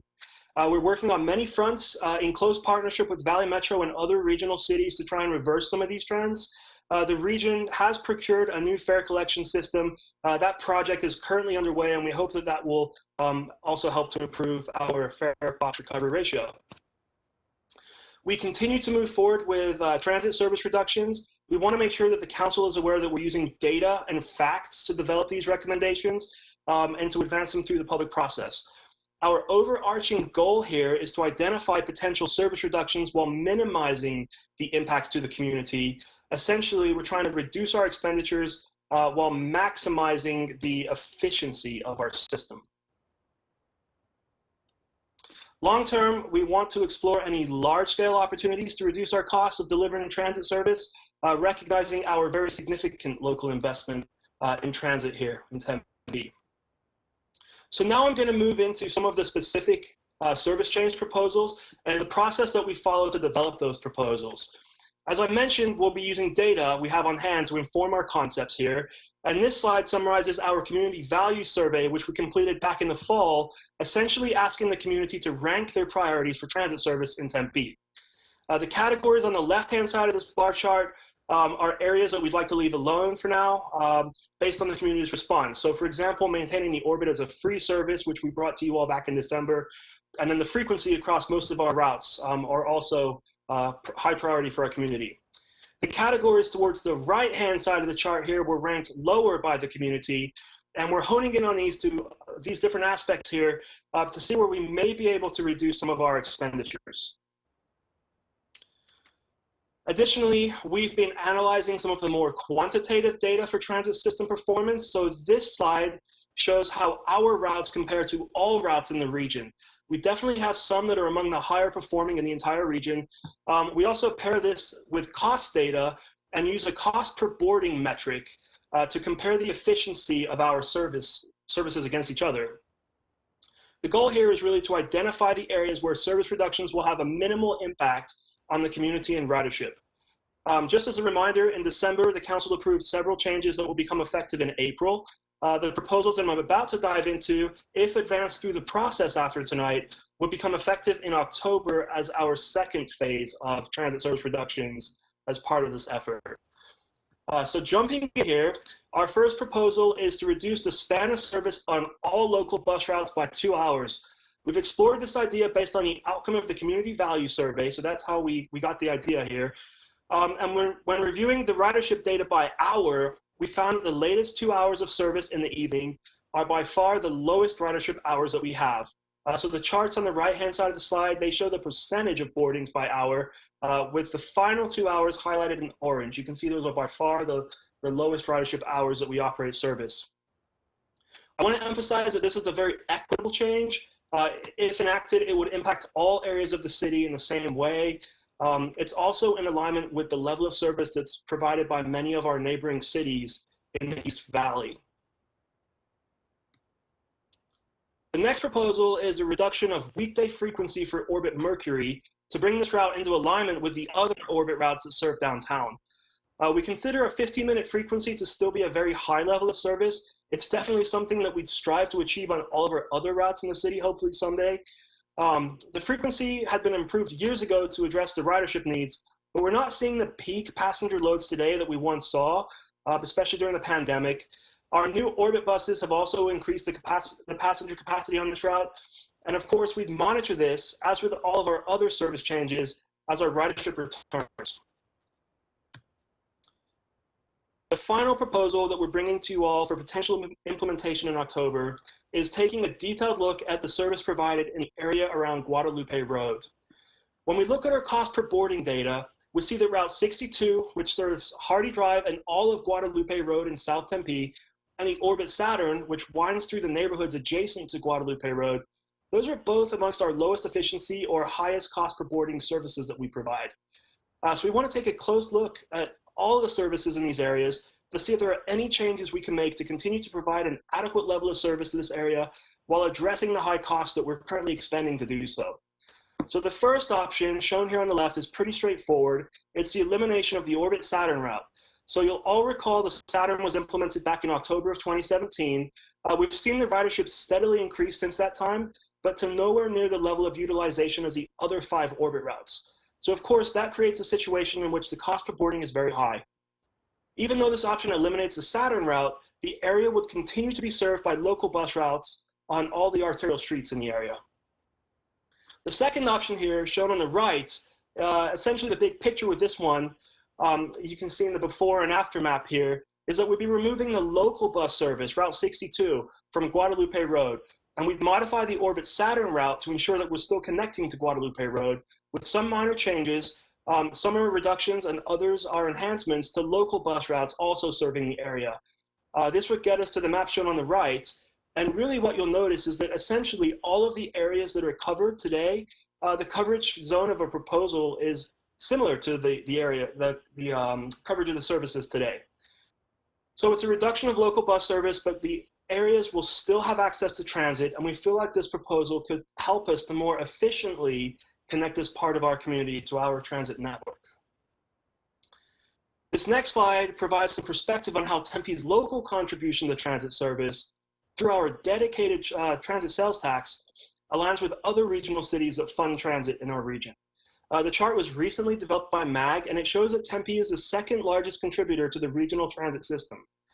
The green bars indicate the local contribution of each jurisdiction, and the point here that we're trying to make to the council, we're trying to make everyone aware of just how much local funding contributions we've made and how that's been a part of the success of the region's transit network to date.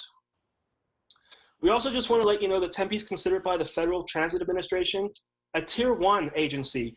We're one of 3 in the region alongside the City of Phoenix and Valley Metro, and this is due to our significant investment and really a testament to our commitment to transit service here in Tempe.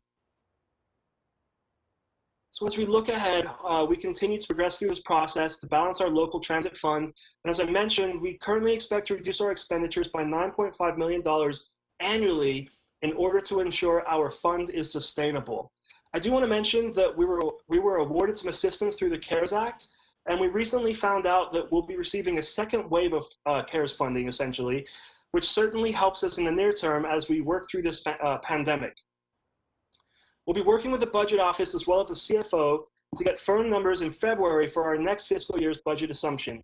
The updated forecast may or may not adjust our $9.5 million target. We'd like to advance the service change proposals described in this presentation into the public process during the spring.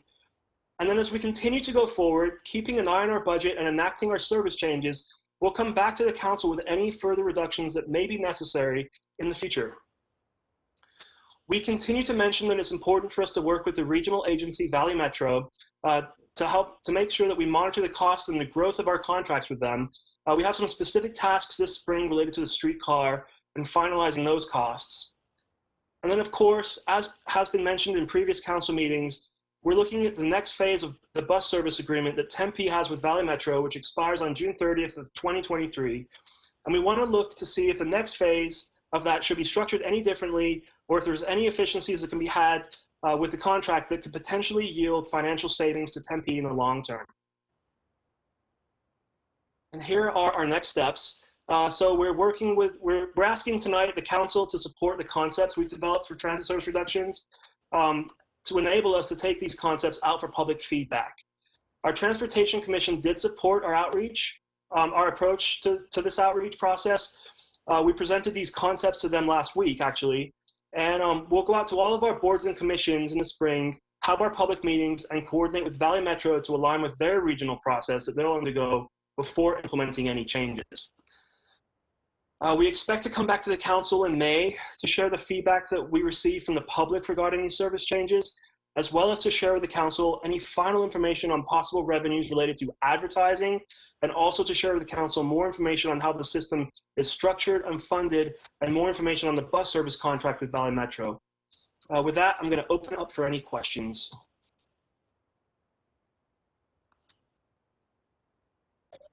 Great, thank you, Sam. I really appreciate it.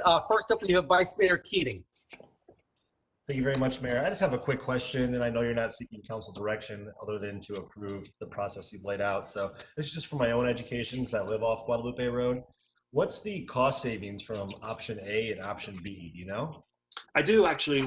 These are just estimates, Vice Mayor Keating, because there's definitely, I'm glad you asked, there's definitely a differential between the two proposals. So the elimination of Orbit Saturn, the entire route, we expect that puts us at about $1.4 million annual savings.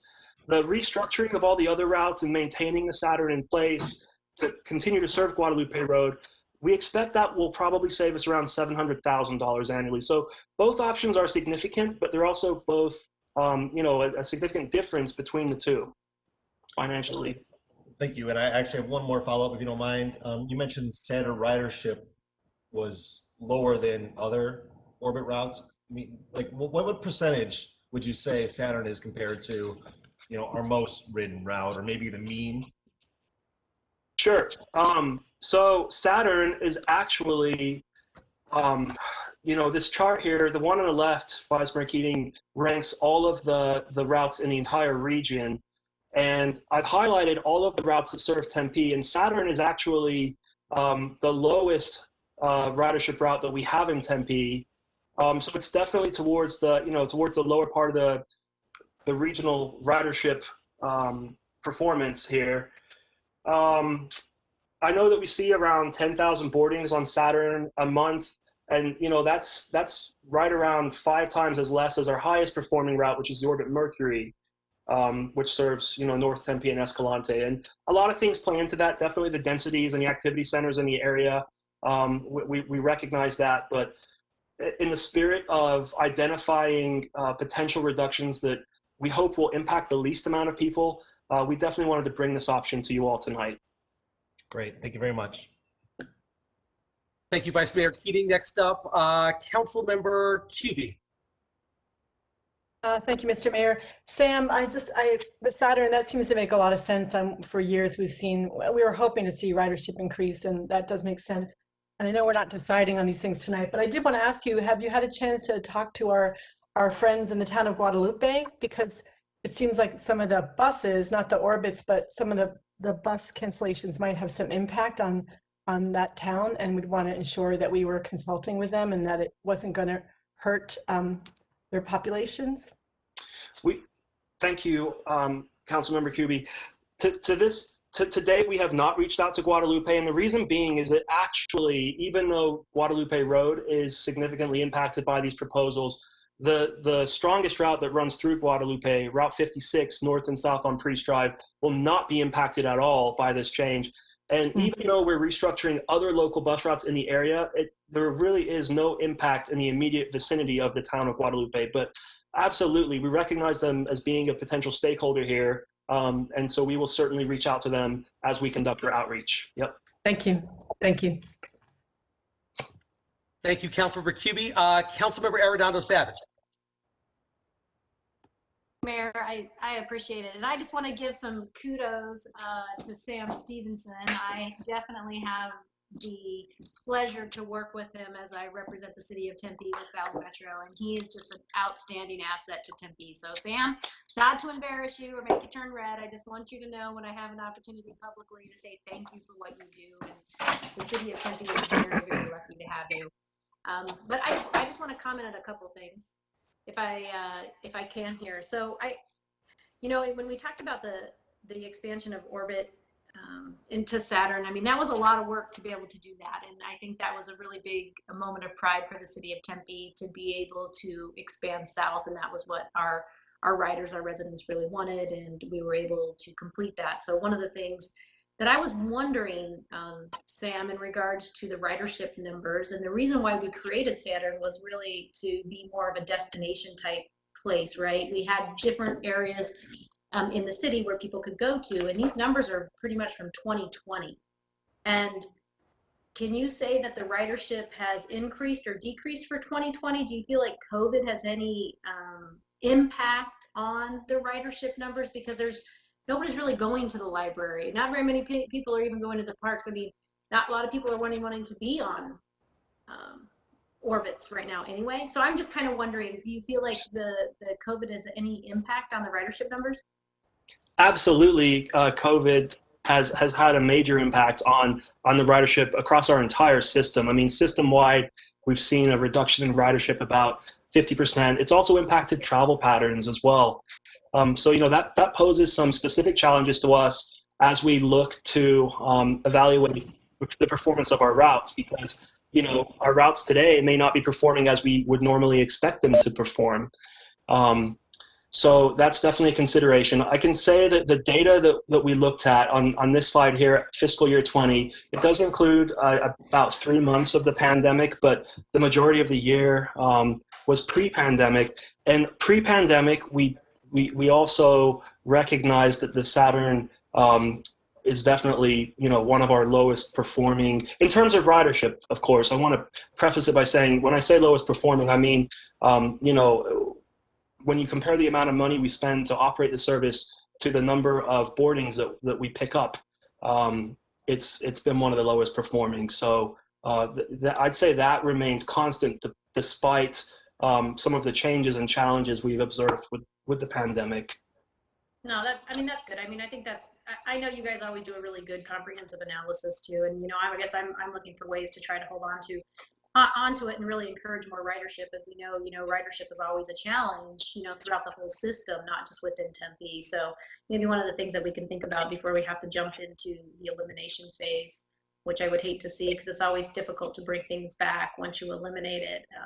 So anyway, food for thought on that. But as we sit here and we were talking about cuts and service reductions, one of the things I want to throw out there, and hopefully I can get some support from my council, and I thought we talked about this last time. I want to thank that Councilmember Navarro brought it up, and we talked a little bit about one of the biggest contracts I think that the city of Tempe has, or if it's not the biggest, it's definitely a very large one, is with our contract renewal that is coming up with Valley Metro being part of the regional system, which we weren't always part of the regional system, but we decided at one point not very long ago, what is that, about 8 years ago, Sam, something like that we decided to become part of the regional system, and for a lot of really right reasons. And it's worked out really well. And I'm just wondering now, would it be a really good time to just do an evaluation, to just ensure that we are spending our taxpayers' dollars to the best of our ability? Is it the most cost effective? Is it providing the best services for our community and our residents? And I understand that, I know you guys are pretty tapped. I think that we have really kind of put you through the ringer in the sense when it comes to a lot of our departments. And I think transit has definitely been one of those, of just really trying to figure out how to keep people safe, how to get people to go where they need to go. And now here we are trying to figure out the best, reduction so we can continue to provide outstanding services with the routes that we have. And to me, it just seems to make really good sense that we do a really good analysis of that contract and ensure that that's still where we want to be and that's the right path moving forward. And like I said, I know you're fairly taxed, and I would certainly support Mayor or to my council colleagues if there are resources needed to look into that, to start doing the analysis, as that contract with Valley Metro was up in 2023, I believe. And now would be the time to actually start just looking into it, just to do some analysis to ensure that where we are and where we want to be, that this is definitely the best route forward. So actually, Sam, I guess that's probably not a question for you, but more to Mayor and the council, of something to maybe just for us to definitely consider in the very near future, because I'm afraid if we continue to put it off, then we'll never really know. And I would strongly suggest that we take the time and analyze what we're doing and ensuring that we are spending our taxpayers' dollars to the best of our ability. But again, thank you, Sam, to you and your team, and thank you, Mayor. Thank you, Councilmember Arredondo Savage. I can quickly actually respond to that. I think that what you're saying is a perfectly reasonable request. I think that I agree with you that at one point we were part of the regional system, at one point we weren't. But I think, for the benefit of our residents, when it comes to their taxpayer dollars, as well as just, the services that are provided, I think it's always wise to go back and take a look and make sure what we're doing is still the path that we want to continue to go down. Not to mention the fact circumstances have changed. We've got a different council on board as well. So I think it's always good to go back and look at these things. I think that's the responsible thing to do from a public policy standpoint, but also a fiscal standpoint, which you pointed out. And as you also said, that I know we're up for renewal in 2023 and it's only 2021. And a lot of folks might say, well, that sounds like it's a long ways off. But as we all know, we'll blink and it'll be 2023. So I appreciate, your foresight and frankly, bringing this to the council for discussion and looking into the future and trying to make sure that we are doing the right thing and the responsible thing on behalf of our residents. So I completely support what you're discussing. And if we have to, if we can do it internally, that's great. But if it involves us having to go out to get some additional resources to do the analysis, I also support that as well. Thank you, Mayor. Thank you. Councilmember Adams. Mr. Mayor, yes, I just had a couple of statements I wanted to read. One is I agree with Councilmember Arredondo Savage's concerns about really needing to reevaluate or evaluate further before we make changes. That is a route that does serve South Tempe, and I know that a lot of folks that I've talked to would really like to see Orbit come all the way down to Warner, and so I just am really concerned about just cutting off that route.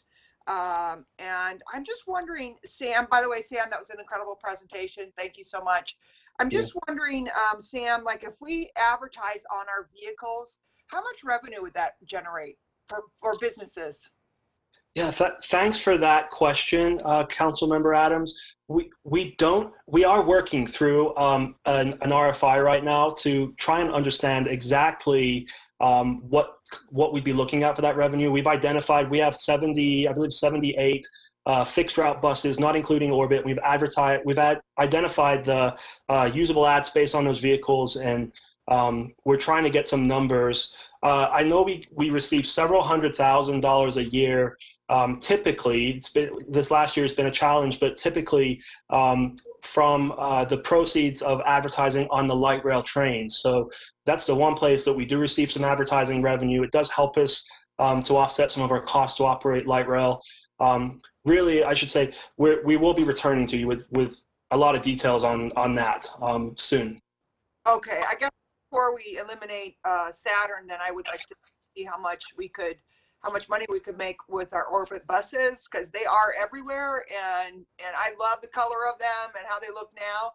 And maybe we can do a combination or something, but I really would like to see our numbers for how much money we could generate and possibly offset the costs of Saturn's route. Okay. Thanks, Sam. Awesome. Thank you.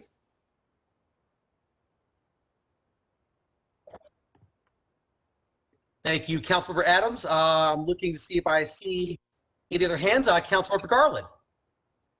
Hi, thank you, Mayor. Sam, I just want to say that was a great presentation. I learned a lot looking through the paperwork that was sent in our packets, but even more from listening to you today. So thank you so much. Mayor, I just want to say that I support Councilmember Arredondo Savage's request about doing an analysis and getting that started. So just, I don't know if you needed consensus on that, but I just want to let you know that I do support that. So thank you. Excellent. Thank you, Councilmember Garland. Next up, Councilmember Cubie. Just if you need consensus, I think, yeah, I would support that as well. I soon will be doing that, but I would definitely support doing a cost comparison. Sounds good. So I guess I'll just ask the council really quickly. It looks like there's two items on that we're looking for consensus on. One is to move forward with the public process, as Sam outlined in his excellent presentation. And also, secondly, consensus on the item that Councilmember Arredondo Savage wanted, which is to do an analysis. And it sounds like we've got consensus on both, but I want to make sure that any of the council members have any comments or questions about that before I give that direction to staff. I'm good with both. Thanks, Mayor. I'm good. I'm good. All right, sounds good. The question is, I'm good. I see Marilyn's hand. The question is Marilyn good? Yeah. Thank you for recognizing me, Mayor. Mayor and members of council, I just wanted to mention that, just clarify a point or two. We will be receiving additional CARES funding that will help offset further reductions. And so we're not sure of the amount of that yet, and we haven't worked it in necessarily to our forecast to identify how much it would help, but you'll get that information. I also wanted to say that, so I heard that the council would like to see us move forward with an analysis of some level of self-performance, perhaps an alternatives analysis, and we can do that. We're in support of that. We think it's a great idea. We appreciate you guys bringing that forward. I would, however, I guess say that the transit fund is pretty challenged, and I would like the opportunity to work with Mark and Ken Jones and Stephen Methvin to see if there's some way that we could fund that, an analysis like that outside the transit fund. Thank you, Marilyn. Since Councilmember Arredondo Savage brought this item up, I'm going to turn to her first and see if that sounds okay with her. No, I 100% respect that. And thank you, Marilyn, for being upfront and honest about it. And I know everybody's budgets is really tight. I think because this is one of our largest contracts, if not the largest contract in the city, it makes perfect sense for us to do what's needed to be done to make sure that we do the analysis right, not tap people out and force the issue. So I certainly support it. Thank you, Mayor. Sounds good. Thank you, Councilmember. All right, everyone good with both options? Sounds like we're good. Well, thank you guys for being patient with us. No, absolutely, Marilyn. Thank you again for the presentation, and Sam, thank you again. So we've got consensus on both items. Thank you so much. All right, next up, item 2D, Mill Avenue closures. And I'm going to go ahead and call upon Sean Wagner, our Deputy Community Services Director of Parks and Recreation. Thank you, Mayor. This is Keith Burke. Actually just going to kick it off. And with me today is Sean and Kate Borders, Executive Director of Downtown Tempe Authority. Just recapping, in October of last year, we were asked to bring back a cost estimate to close Mill Avenue for pedestrians to create a special event atmosphere that would activate the area in support of the downtown businesses. At the conclusion of tonight's presentation, we're looking for your feedback, and we'll be happy to answer any questions you might have. And now I'll just turn it over to Sean and Kate to go from there and talk through the logistics and pilot program of the Mill Avenue Stroll. Thank you, Keith. And again, as Keith mentioned, I'm joined tonight by Kate Borders, DTA Executive Director. And again, just thank you for the opportunity to bring this forward and just provide you an update on this. So at this point, we just want to run through real quick the performance measures. As everything that we do, we want to make sure that we can tie that back so that we're strategically moving forward. And in this case, we really feel that, in this case, the Mill Avenue Stroll proposal that is on the table really supports the quality of life, performance measure 3.19, the value of special events, as well as the financial stability and vitality, quality of business services provided by the city 5.01. The Mill Avenue Stroll is it's come to life, and we've been really talking about this internally, also with Kate, and what this would bring to the downtown. So we were really excited about being able to explore this opportunity and come to you with an overview and some details regarding the program. The purpose of the Mill Avenue Stroll would basically be to really just get at the spirit of downtown Tempe. How do we actively engage the community in support of those local businesses in and around the downtown? And really, Kate and city staff, we've been able to get together and just talk about this series of destinations, and then that then strengthens this relationship with our residents and our visitors and our businesses in downtown Tempe. So this Mill Avenue Stroll, as it's tentatively titled right now, we would look at offering this once a month, and it would run roughly from 2 to 10 p.m. And this, again, I want to set the tone is we're not looking at instituting this right away. This would be something that would be brought forward once we're through the pandemic and we're able to safely gather once again in person as a community. So again, we are tentatively proposing, and we'll get into this a little bit later, that perhaps this could start in the fall. But again, that would be a moving target as we continue to move forward in the current situation. So in an effort just to try to wrap our hands around what this would look like, what this would cost, the resources it would take to make it happen, we based the closure map of Mill Avenue off of the Festival of the Arts. And so as you can see here on the screen, we've got some security personnel that would be required. We would also need to have some EMTs on site, as well as how do we just close down the streets. So using Festival of the Arts as our base, we were able to come up with this map that would allow then for Mill Avenue to be closed and vehicular travel to be restricted, and then encouraging that fruit fair up and down Mill Avenue in support of those local businesses and activation opportunities that Kate's going to talk about. as we partner with the Downtown Tempe Authority.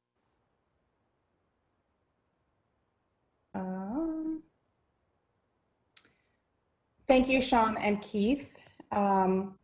Appreciate being able to be here tonight. And also, I just want to back up and say, you know, our partnership with the city has always been really incredible.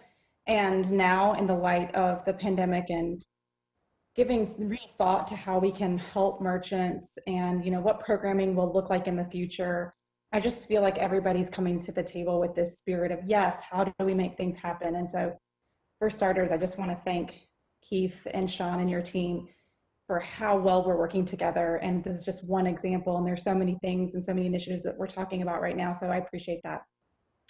So as Sean mentioned, you know, with the Downtown Tempe Authority, we exist to make downtown as vibrant as it can be. And, you know, there are so many ripple effects to that. It increases residents, it increases visitors, it hopefully increases sales tax, and, you know, on. A vibrant place becomes something that we all need. And we consider downtown to be everyone's living room. So this is our whole city's downtown, and things like this are just going to make it a better place for visitors and guests. So generally speaking, when we talk to the merchants about doing something like this, you know, for years we'll hear from merchants, if only we could have the art festival every weekend. The idea has been consistent that programming draws audiences, and that invites them up to new customers as well as kind of, you know, investing in their current customers. So something like this is an opportunity for our merchants. Having said that, though, right now in the pandemic, there are some concerns. And so we will be at the table to make sure that all of their concerns are met as we move forward. And as Sean mentioned, this isn't something that we're going to start during the pandemic. And so just to bring those up to you so that we're being transparent, their only concerns were access, making sure that they have the ability to continue to carry out to-go orders and things of that nature, because that's sort of part of their lifeblood right now. And so we're aware of that, and we will continue, if there is support to move forward with this, speaking with the merchants and making sure that the program really meets their needs, the right day of the week, the right timing, all of that. So just to be clear, we have good support. They're excited about it. They like the idea of the programmatic elements, and we intend to make certain that any of their concerns are mitigated as we move forward. Next slide. So this is a pretty simple concept. Essentially, with the street closed, it allows us to do things in the right of way that, you know, we typically can't do. So if you picture maybe a smaller scale art festival, just doing something similar to that on a regular basis, and I am not touching the screen, so it looks as though something interesting is happening. That is cool. Nexus of the universe. Okay, good. I love when technology mistakes are not at my fingertips. So like I said, just picture an art festival type scenario, but it could be a variety of different programmatic elements. So it could be more infrastructure based, like seating and umbrellas. It could be that we have special programming on a monthly basis that changes, and it's something, you know, there's a new focus every single month. And we also envision that this would eventually play out around all of downtown, that, you know, there might be things happening on the lake and, you know, potentially other venues within the downtown, so that essentially all of downtown sort of comes to life on this monthly basis, and people are able to be in the streets. The restaurants are able to expand if they want to do that, but they'll have that opportunity. And then we will coordinate the marketing efforts and in partnership with the city, and then we will also coordinate that programming. And so those costs from a city perspective would fall to us once the street closure, the infrastructure piece was in place. And that's the essence of kind of what we're thinking of doing on that monthly basis. And I will kick it back to Sean. Thanks, Kate. And so now for the question I'm sure that's on your minds is, what is this going to cost moving forward? So with this, we were able to go in and identify the security and safety personnel costs, the equipment that it's going to take to close the streets, and those sorts of things, as well as those one-time investments and some program supplies. So as you can see here, that the recurring expense total, by that on a monthly basis, would be just over $14,000. The one-time investment would be approximately $15,000. So when you take that and you multiply that out either via an 8-month program or a 12-month program, you can see the totals there that for a year pilot program, it's going to cost us in the neighborhood of about $190,000. So we wanted to come forward tonight and just, again, we want to seek your input on the recommendations for the Mill Avenue Stroll pilot program. In the meantime, we're going to continue to engage with our merchants in the downtown Tempe area and fully support the efforts through this pandemic and then also into the recovery, which is where we see this program taking place in that recovery section. And then collaborate too with our local partners. There's really a tremendous opportunity, as Kate mentioned, during those activations to engage our, whether it's local artists or other types of activations that we can do in and around Mill Avenue, and in an effort to just propose how would we fund this. At this point, since we're looking at a potential fall date, we could submit this via supplemental request with the FY21-22 operating budget. At this time, I'd like to go ahead and just open it up for any questions, suggestions, recommendations that the mayor and council may have. And again, appreciate the opportunity to talk with you tonight. Excellent. Thank you, Sean. Thank you, Keith. Thank you, Kate. First up, we have Councilmember Adams. Yes, thank you so much. Thanks, Kate and Sean, for an incredible presentation. It's very informative. I love all the photos and what we could do, so that's fun. I love this idea, and I think it would really be helpful to engage our downtown with our residents. I might want to look at maybe having residents that don't want to drive down there, providing them with information about how they can take public transportation down and not have to worry about driving down just because of our limited parking. I do think it's a win-win. It promotes our residents getting out and they could take their families and have fun and have a fun and exciting environment. And I like the idea that like every month it'd be a different theme. And so I think we could really have a lot of fun with that and get our artists out in our communities and bike, our bikes out, people bike down. That's what I would do. And just have it, be also good for us mentally and physically. And it promotes our downtown businesses. And that's huge. And I know I was down there today and we've got, a lot of businesses that are really hurting. And I just think this will cover every base that we need to cover. So thanks again for the great presentation. I'm completely supportive of this program. Thank you, Mr. Mayor. Thank you, Councilmember Adams. Next up, Councilmember Navarro. Thank you, Mayor. No, I totally agree. Absolutely. I think this is a great program. Absolutely. I look forward to this. I think what Councilmember Adams has said is spot on. I think it's a true opportunity for us, not only to identify ourselves even more, but I think if this does take off, I think it will identify ourselves on a national level if we can do this right. So I do believe that this is a true opportunity to at least pilot. I like the 8-month idea about this. I don't know about the summer so much, but I will be open to that. But I think that this is a great opportunity for us to identify ourselves as Tempe, to identify ourselves as a destination besides all the other activities that we do, but on a monthly basis that we can do this. And who knows what goes on from here organically as we go down the road. But I think this is a great opportunity for us to strive for, and I fully support it. Thank you, Councilmember Navarro. Next up, Vice Mayor Keating.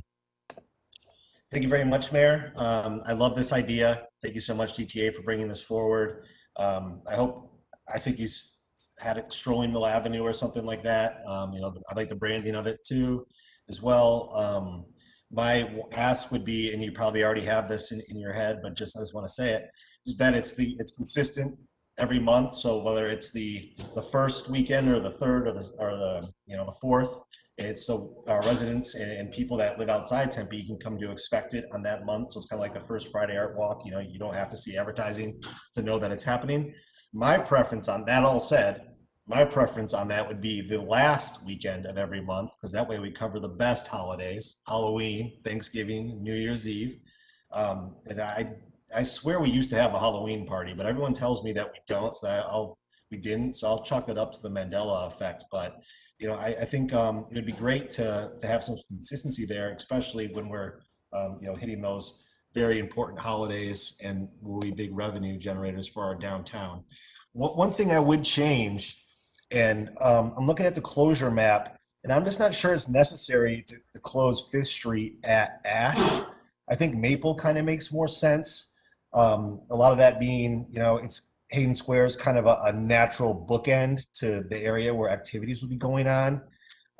And you don't want to jam up people that live in Hayden Square. So that'd be the one ask that I would make as far as this whole program goes. Well, I guess two, right? It's the last weekend of every month. And second would be to move the closure of Fifth Street to Maple.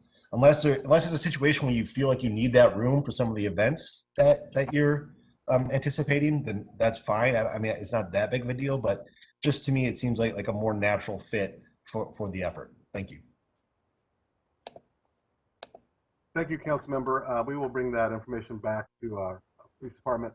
A lot of that conversation revolves around them and as far as security and securing the downtown. So we'll take those recommendations back to them for consideration and update our submittal when we come back in this fiscal year. Thank you, Keith. Great. Thank you so much, Vice Mayor Keating. Thank you, Keith. Next up, Councilmember Cubie. Thank you, Mr. Mayor.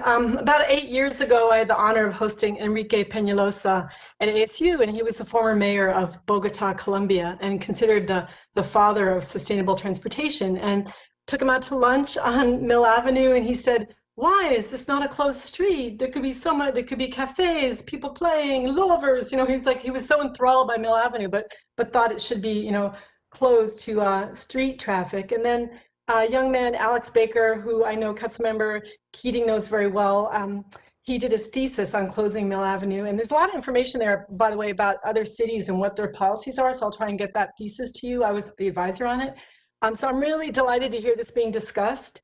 And I wonder whether a funding source could possibly be the COVID Business Retention and Recovery Fund, because there are funds left in that. And this is a definite, after when there's time, when we're ready to do this process, I mean, assuming it all gets approved, we're going to need to do some major jump starts of businesses. And if the businesses think this is one way they can jumpstart and springboard into this stronger economy, I mean, perhaps we could use that funding source. Just want to throw that out there for consideration.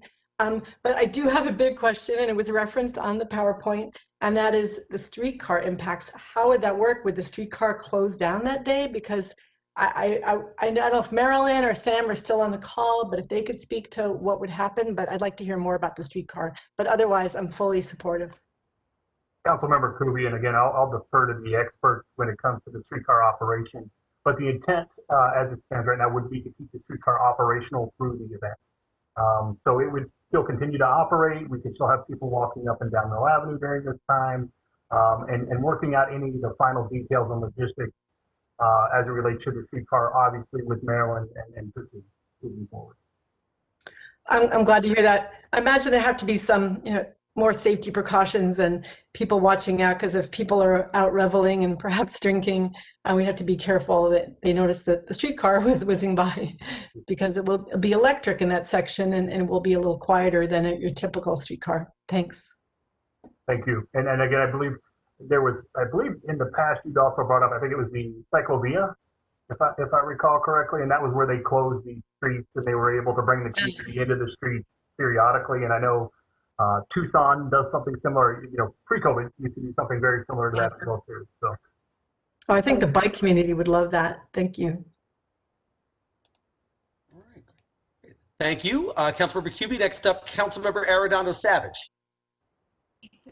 Hey, great. Thank you, Mayor. I think, not to necessarily answer Lauren's question, but I do believe that the streetcar can run on the one track on Ash Road. That was kind of always the intent, I thought, when we did have special events in downtown Tempe, but I'm definitely not the expert, though I do know there's some options that were always considered when the streetcar was being built.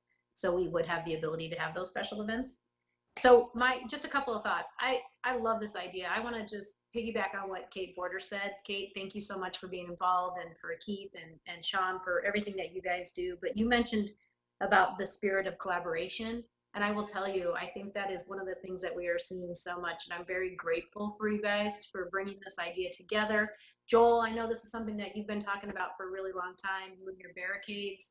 I get that. And I love this, being seeing this coming to fruition and really looking at doing something different and being creative and creating great spaces for whatever it may be, so our individuals within the community and outside of the community can really enjoy our downtown. So yeah, I'm 100% on board. I think it's great. I love the idea for it being a pilot program, and I like what Councilmember Cuvey said about maybe looking for some flexibility in funding. If there are some different funding options that are out there, let's definitely take a look at that.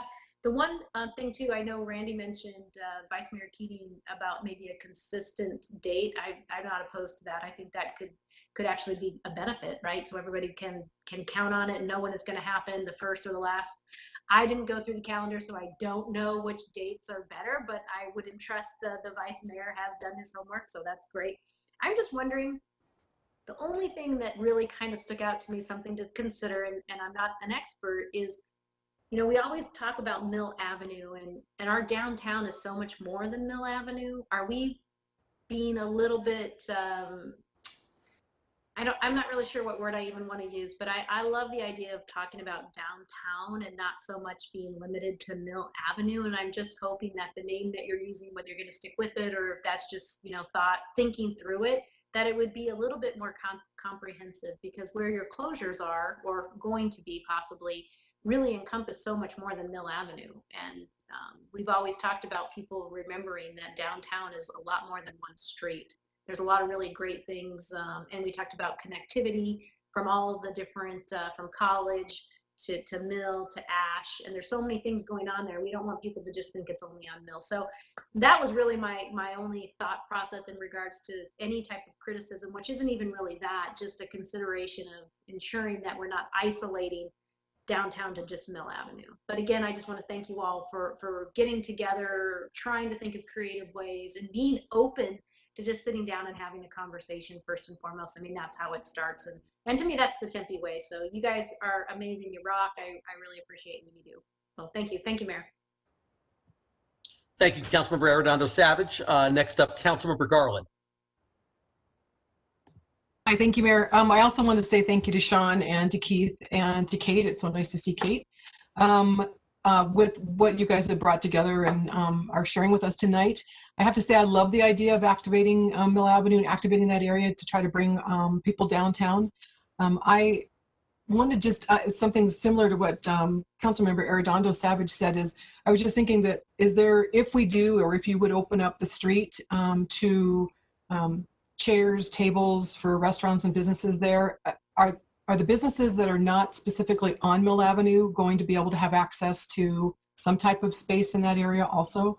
Or is it just for the businesses that are right off of Mill? So that's just one question I have. But I just want to tell you, I think it's a great idea and I really support this. So thank you so much for bringing it to us.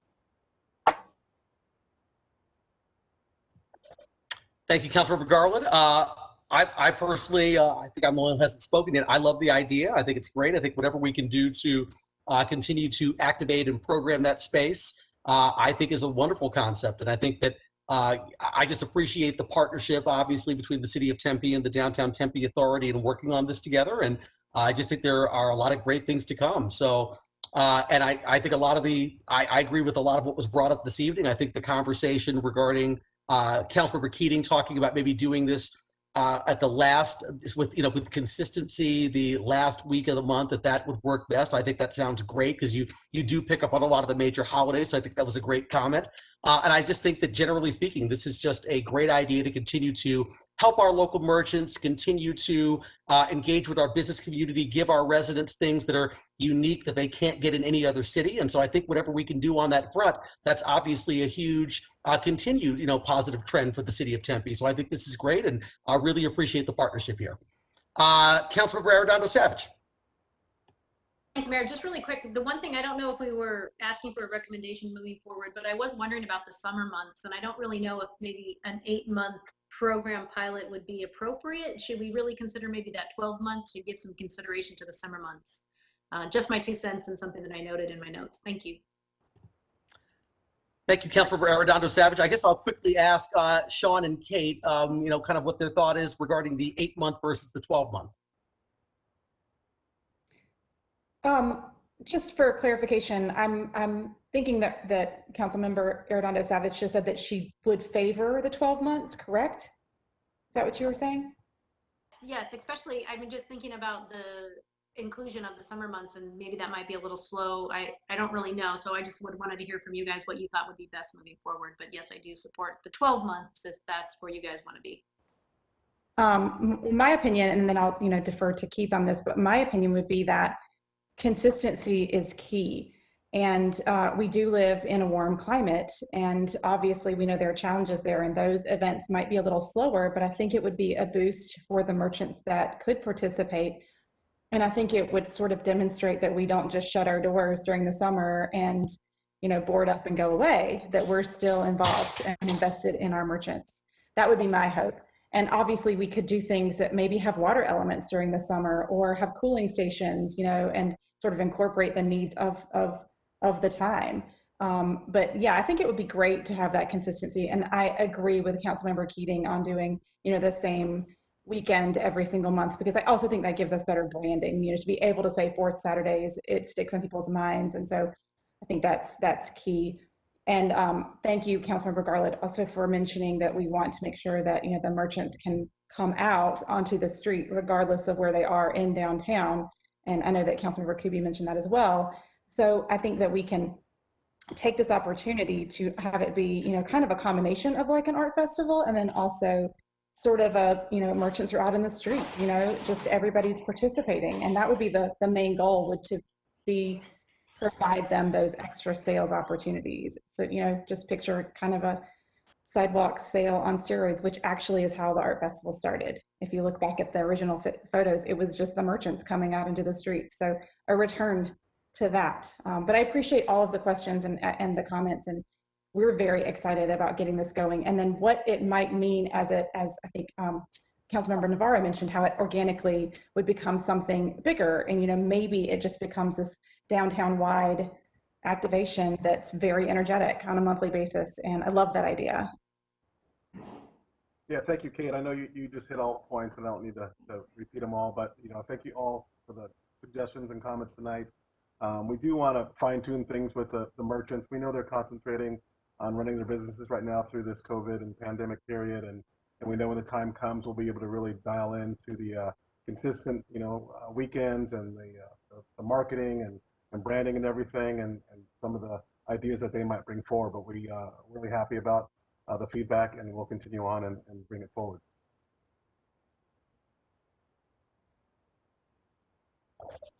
Thank you, Keith. Councilmember Navarro. Yeah, thank you, Mayor. I actually support the summer months also, to get a good gauge. I like that idea. Great, thank you, Councilmember Navarro. Anyone else have an opinion from council about moving from the 8-month pilot to the 12 months? So far I've heard Councilmember Arredondo Savage and Councilmember Navarro say that they're supportive of that concept. Mayor, this is Randy. I'm supportive of it too. Actually, you know what? I was more of the mind that we didn't need to do it over the summer, but Kate Borders convinced me otherwise. I think she's spot on. So yeah, let's do it that way. Excellent. Thank you, Vice Mayor Keating. Councilmember Adams. Yes, I completely agree. I think it's a great idea, and in the summer months, it's the most challenging for those businesses. So let's get people down there. And I also like Vice Mayor's comments about the last week in the month. I think that's a great idea, because we do have a lot of holidays at that time during the year, and we can really piggyback on that. So thank you.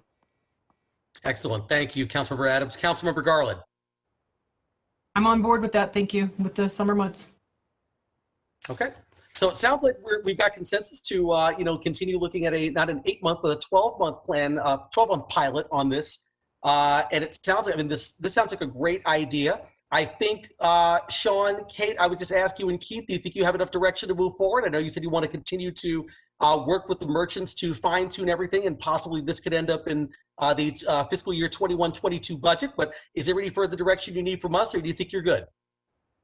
Mayor, Council, again, thank you for the direction tonight. I think we're headed down the right path, and we can take it from here. Excellent. Thank you. And I would agree. I feel great with the direction. Thank you so much for your support. Great. Thank you so much, Keith, Kate, Sean. Really appreciate the presentation. Next up, we have item 2E, which is the Rio Salado Master Plan Implementation Update.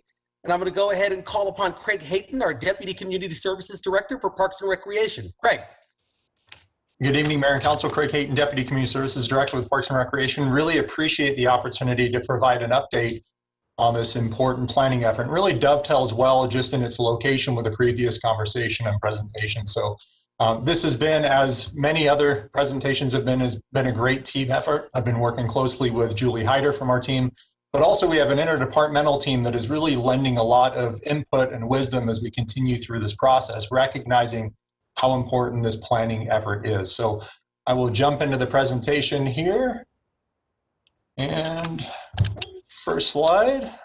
All right, here we go. So to frame the conversation for this planning effort, we recognize tonight specifically, we're going to be talking about physical improvements to park space in and around the Rio Salado Park area. And to do so, we know that performance measure 3.16 is really that critical performance measure where we know as we make physical improvements to park spaces, we know that that is likely going to translate into an increased satisfaction level from the public moving forward. So we recognize that 3.16 really is that key quality of life performance measure for this presentation, specifically in this planning effort. So tonight we're going to be reviewing specifically some general information about the background. I really would love to unpack how we have gotten here.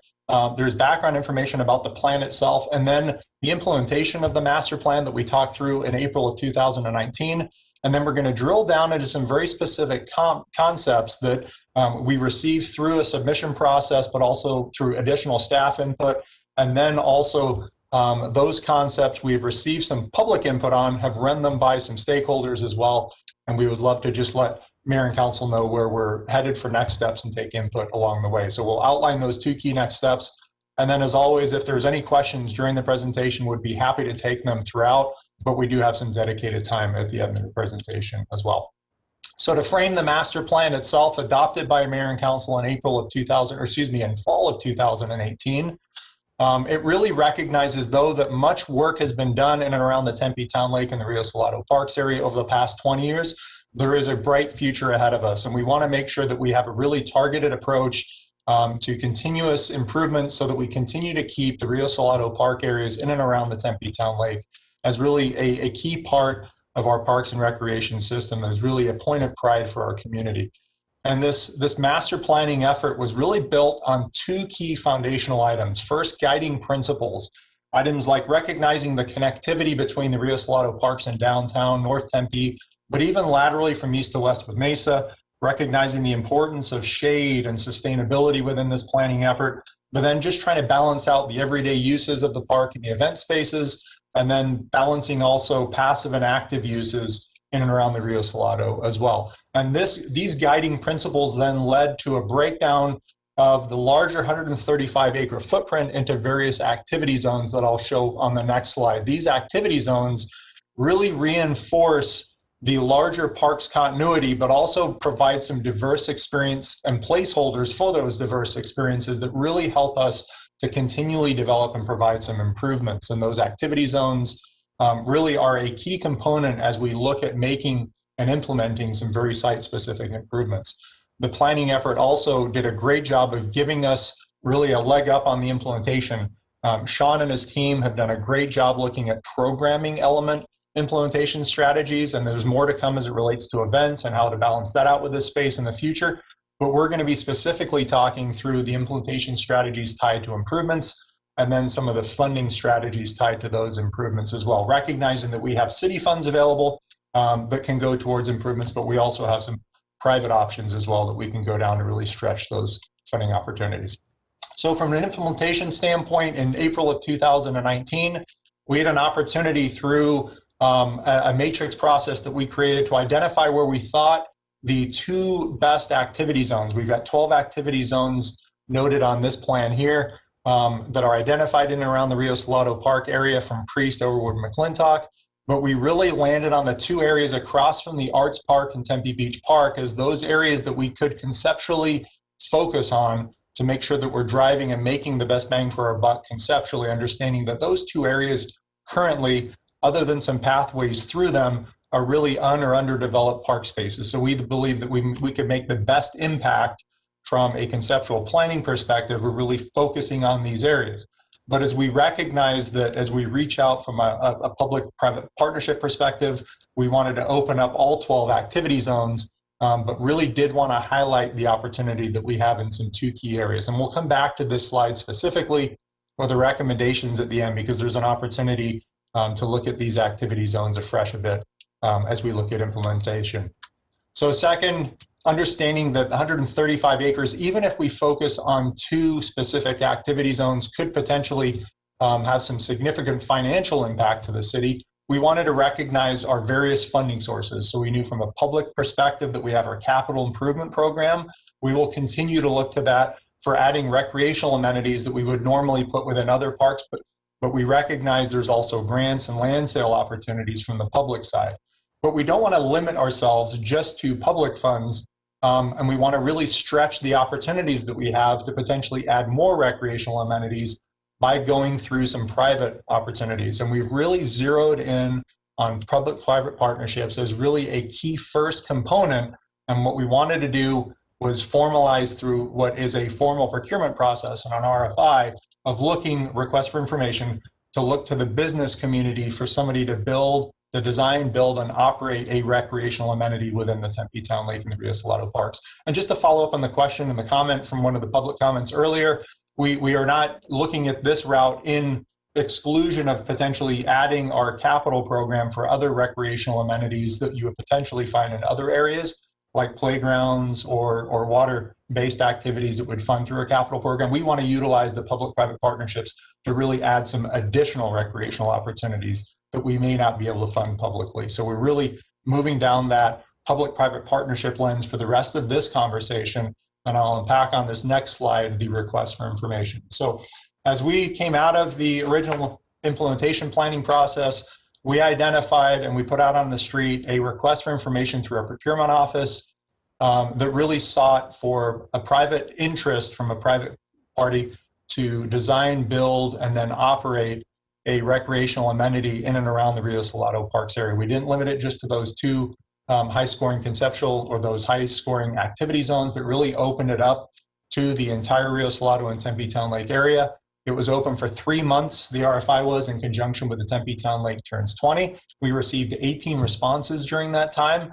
And before we took those 18 responses out to the public and we really evaluated them as staff and allowed the public to give some input on it, we wanted to make sure that we did and completed some additional research. So we have then provided additional activities and amenities that are based on other waterfront projects and ideas that we have found throughout the country.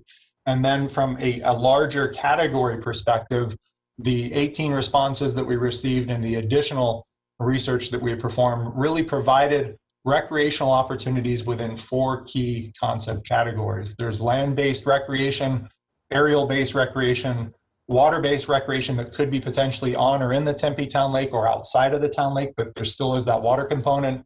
And then finally, the support components, which you may not necessarily go down to the Tempe Town Lake or Rio Salado Park for, but they certainly make your experience that much better while you're there. And we're going to spend the next couple slides rather quickly running through these 4 different categories and an opportunity to see what the public has had a chance to provide some input on as we really look to follow up the request for information with a very targeted request for proposal where we would look at moving forward to really develop this public-private partnership in a very specific way.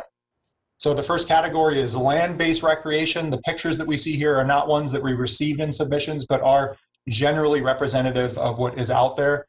We can see a lot of active and passive opportunities really coexisting together, some traditional park space, and even some of these that we see here, like a skate rink or a bike ramp, may not necessarily be something that somebody from a public-private partnership would be interested in submitting, but we wanted to gauge public input throughout this process. So we made sure that we added a significant amount of concepts so we could really gauge the interest from the public. But some of these were submitted through the RFI process, and just some representative pictures of some things that would be really unique that we could bring in to the Rio Salado Park areas to activate it in some really unique ways throughout the year. So these are just some of the concepts from land-based recreation, again, a blend of passive and active opportunities. Aerial-based recreation has been talked about for years. Zip lines have been things that have been discussed over the town lake for years. We have rounded those out with an aerial adventure course, which is like a playground in the sky, some passive opportunities and a sky ride, or even some bungee jumping opportunities. But we realize that along with land-based recreation, there can be aerial-based recreation in a really unique way, just based on the footprint that we have available to us in the Rio Salado Park. We found out during the master planning process that Bonnie Richardson led that there was a lot of interest from the public to really engage with water in the Rio Salado Park area in the Tempe Town Lake. Now that could certainly be like the bottom left picture for an obstacle course on the town lake, but it could be something, as the top two pictures identify, as something that's water-based that is completely pulled off of the town lake. The picture on the top right is from Oklahoma City with a kayaking course that they have. Very creative, a great use of space, and a great opportunity to really interact with water, being so close to water, but not necessarily in the Tempe Town Lake with some of the challenges that we face there. Again, a blend of passive and active opportunities as we see really in conjunction together in some of the water-based recreation. And then finally, those support amenities, not necessarily, again, things that folks would come down to Rio Salado Park for, but certainly make the experience that much better. We have found, especially when we reached out to the public, that restrooms and parking were the most desired recreational amenities that were most important out of these that we presented to the public. So we recognize that they are something that may not necessarily be funded, likely not funded through a public-private partnership, but we know that they're incredibly important as we potentially consider some partnerships moving forward to make sure that we have the inclusion of adequate parking and restroom facilities, recognizing that some of those are lacking depending on where you are in and around the Rio Salado and Tempe Town Lake area. So we had an opportunity then to provide those 26, 27 different concepts at a virtual public meeting in September, very well attended for a public meeting. And then we had a great response from the public, as you can see, not just within Tempe, but also regionally in a public survey, 728 responses over the course of the month. We're very fortunate for that input. Folks had a chance to provide input on the specific recreational amenities that we provided, we just ran through, how likely they or a family member would be to utilize it, what was most important, the support amenities, did they want to see active or passive recreation, and then we did provide opportunities for some just open-ended comments for the public, and there were well over 300 open-ended comments from a broad range of ideas just moving forward for us. And then, as I have listed on the screen, we also reached out to 6 boards and commissions to make sure they were aware of the process, and then to provide some input, as well as some key stakeholders, the DTA, Rio Salado Foundation, and ASU as well, recognizing that we wanted to make sure that we had this conversation, this ongoing conversation, in a very public format. So now we've had an opportunity to receive submissions. We've elaborated on those submissions with additional concepts. We've received some public input. Our choice now and chance is really to figure out where we move forward from here. To do so, we wanted to be as thorough as possible. So we evaluated each of these opportunities that were ahead of us, and we utilized really a third scoring matrix, where we took the public survey scores on how likely folks were to utilize one of those recreational amenities. 5 points was the most that something could have scored, 1 was the least. We also knew that as we would move forward with an RFP, it was very important for us to know if we had received a proposal. We thought that there was a likelihood that we would then receive a proposal during the RFP process. So the likelihood of somebody's RFP submission is probably very tied to the RFI submission. So we gave 5 points for somebody who had actually responded to the RFI, and 1 point if there was no submission tied to it. And then our team, as I mentioned, our multi-departmental team got together and evaluated for the final piece, just recognizing that location was important, if it would serve youth or adults or a combination, and then was it a unique recreational amenity and a blend of passive and active opportunities as well. We've listed just the top 5. The council packet materials include the rest, the entire scoring matrix that we have provided. But we believe that these top 5, we have a great opportunity with our first recommendation to move forward with a targeted request for proposal for the highest scoring land, aerial, and water options. We believe that there's an opportunity likely to approach it instead of at 3 different levels, to potentially tie the aerial and the land-based recreation together There may be an observation tower with a rock wall and a zip line potentially tied into one, or maybe they would be separate. And then there's an opportunity from a water perspective to do something that is very targeted in an area outside of the Tempe Town Lake to really bring that water connectivity with the public as they come down to the Tempe Town Lake and the Rio Salado Park, to have that interaction. And with that, we recognize that there's an opportunity again for us to move forward with those 2 activity zones that we talked about previously. But we believe there's some wisdom as we're looking and going through this process to broaden what was previously the recreation and the entertainment North Shore areas all the way through the athletic zone. So what that does in effect is it ties in the marina that is pretty well developed, especially with a future boathouse that will be going there, with the James Elmore Bridge. And that entire north section then would be conceptually designed. And then we could implement over years and look through a variety of funding sources to actively implement some of those improvements, which of just one of those would be the public-private partnership opportunities. We are not saying that we would not go with traditional park and recreational amenities, but we believe that there's an opportunity for us to really expand on what we put out there initially by going this route through the public-private partnership. So those are our 2 key next steps. One is to put out the RFP for the recreational amenities. And then second, we will go with a design firm through a similar RFP process to look at conceptually developing those, what are generally underdeveloped portions of the Rio Salado Park and Tempe Town Lake areas. And at this point, concludes my presentation. We'd be happy to take any questions.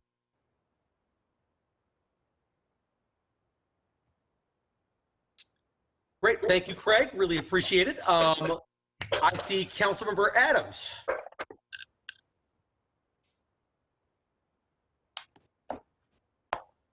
Oh, yes, thank you. Thank you, Mayor Woods. I just want to congratulate Craig for a really, really good presentation. And I love how you reached out to so many different residents and with different avenues. And I like it that you included our commissions because their input's so important too. And I think this is great. And I'm completely supportive of moving forward with this project. So thanks for your hard work and I really appreciate it. Thank you, Councilmember Adams. I'll just make a quick statement on my end too. Craig, I really appreciate the very thorough presentation. And I also really like the fact that we're talking about doing things and sort of, we could go more traditional, we could go a little bit more non-traditional, but I tend to be the kind of person who likes to go big with some of these ideas. I think we've got a great asset in Tempe Beach Park and the lake and the entire Rio Salado corridor. And so I think that whatever we can do to continue to brand the city of Tempe, to make it something where we are offering unique opportunities and experiences that you can't get somewhere else, I think that's absolutely the right direction. I definitely know that that staff's going to be coming back soon as well with some recommendations about what might be some of the more preferred options that we might want to get at the in that Rio Salado area. So I'm looking forward to hearing some of the staff recommendations, and I know we're going to continue to work with Tempe Tourism, with the Downtown Tempe Authority, when it comes to trying to make sure that we're all aligned and kind of rowing the boat in the same direction, which I guess is a really appropriate example to use in this particular instance. So as long as we're doing all those things, I mean, I'm in total support of what we're doing, and I think it's exciting. So with that said, I will say, Craig, the only thing I didn't see was my I guess my proposal didn't make it for 1920s prohibition style riverboat gambling. So so I guess we're gonna have to pass on that for now. Let's see, Councilmember Arredondo Savage. Mayor, I actually put my hand down because I think you said exactly what I was thinking. And just an appreciation to Craig. And I know you obviously didn't do, you did a lot of the heavy lifting, but you obviously didn't do it by yourself, and you had a really great team. And I love the process. I thought you did a really fantastic job of really trying to get a lot of that involvement, like the mayor said. So I'm not going to reiterate it. I 100% am excited about what this could really be. I'm going to really support hard for the zip line, because I think that would be super fun. But I do want the flow rider because I want to see Joel get on it, because I think that would be pretty dang funny. But anyway, Craig, just a great appreciation to you and the team, and for all the stakeholders that took the time to do the survey and give us their feedback. I mean, obviously we aren't who we are without the feedback that we get from our community. So grateful to everybody. So thank you, Craig. Nice work. Thank you, Councilmember Arredondo Savage. Councilmember Garland. I just have to say that when I was going through this information in our packet, all I kept saying was, wow, I wish I was like considerably younger than I am right now because I would be on every single one of those things. I'll try to get myself in shape to do that. I do love the idea of the zip line. I'm with Robin, especially if it's over the water. Holy smokes, that would be awesome. I think you did a great job with the outreach. I love the presentation. I'm really excited about what this is going to do to activate more of the incredible areas that we have in the northern part of Tempe around the water. I just think about all the fun that this could be for people to come in when they come into town, just something else that's just so incredible for them to be able to do. And I think that'd be great for our businesses and great for our city. And I think it looks wonderful and I'm really excited about it. So thank you so much. Thank you, Councilmember Garland. Councilmember Cubie. Thank you, Mr. Mayor. I'm very excited about the possibilities. Thank you, Keith. Thank you, Craig, for the great presentation. I just have not concerns, but just hope that when we do this planning, we think about our low-income residents. We don't want to price people out of this area because it belongs to all of the city. So we want to be mindful of that and mindful of kids who might not have the funds to do some of these really cool things. So have programs to help subsidize that. I always have loved the zip line idea, and I know it may not be that impactful on our traffic congestion, but the idea of commuting from the north side, parking somewhere in the north side in a parking lot into the city on a zip line is a very appealing idea. And because the idea of you want to get parking out of the heart of the city and have it be somewhere outside the main downtown area is a good idea. So I'd love to see that option explored.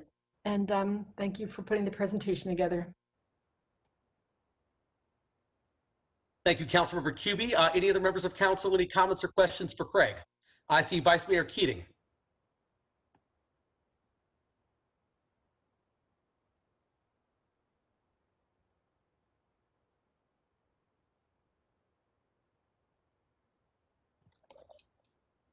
Vice Mayor, if you are speaking, we can't hear you.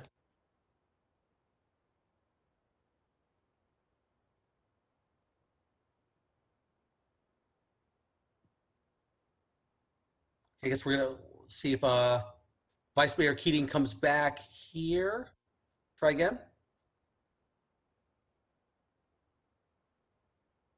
Okay, well, I'll let Vice Mayor Keating work on that for a second. Anyone else, any comments or questions?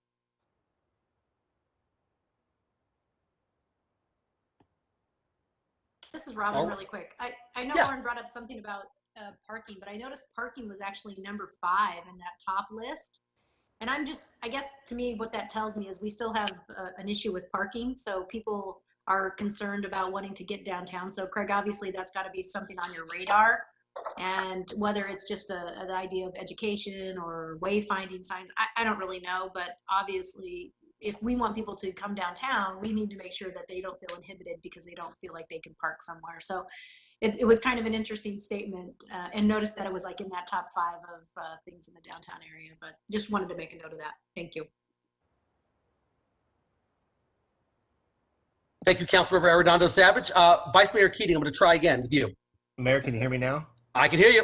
Okay, great. Yeah, I just wanted to thank Craig for the presentation. I do appreciate the information and the process. You know, I had a big thing about ziplining I was going to say, but due to my microphone issues in the late hour, I'll just say I think ziplining is really lame. I've done it a couple times and it kind of sucks. Thanks. I can see ziplining with this council as a very polarizing item. So I now know what I'm walking into over here. Any other comments or questions for Craig? All right, great. Craig, thank you very much for the very thorough presentation. Really appreciate it. Any further direction you need from us tonight? No, thank you very much, Mayor. Thank you, Council. Appreciate it. Wonderful. Thank you so much. All right, next up we have item 2F, which is the council committee process and procedure update.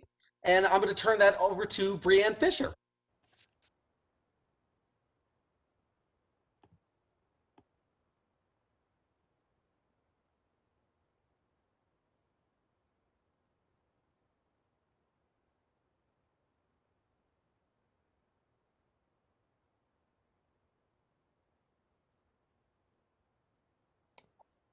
Brianne, do you need assistance on unmuting?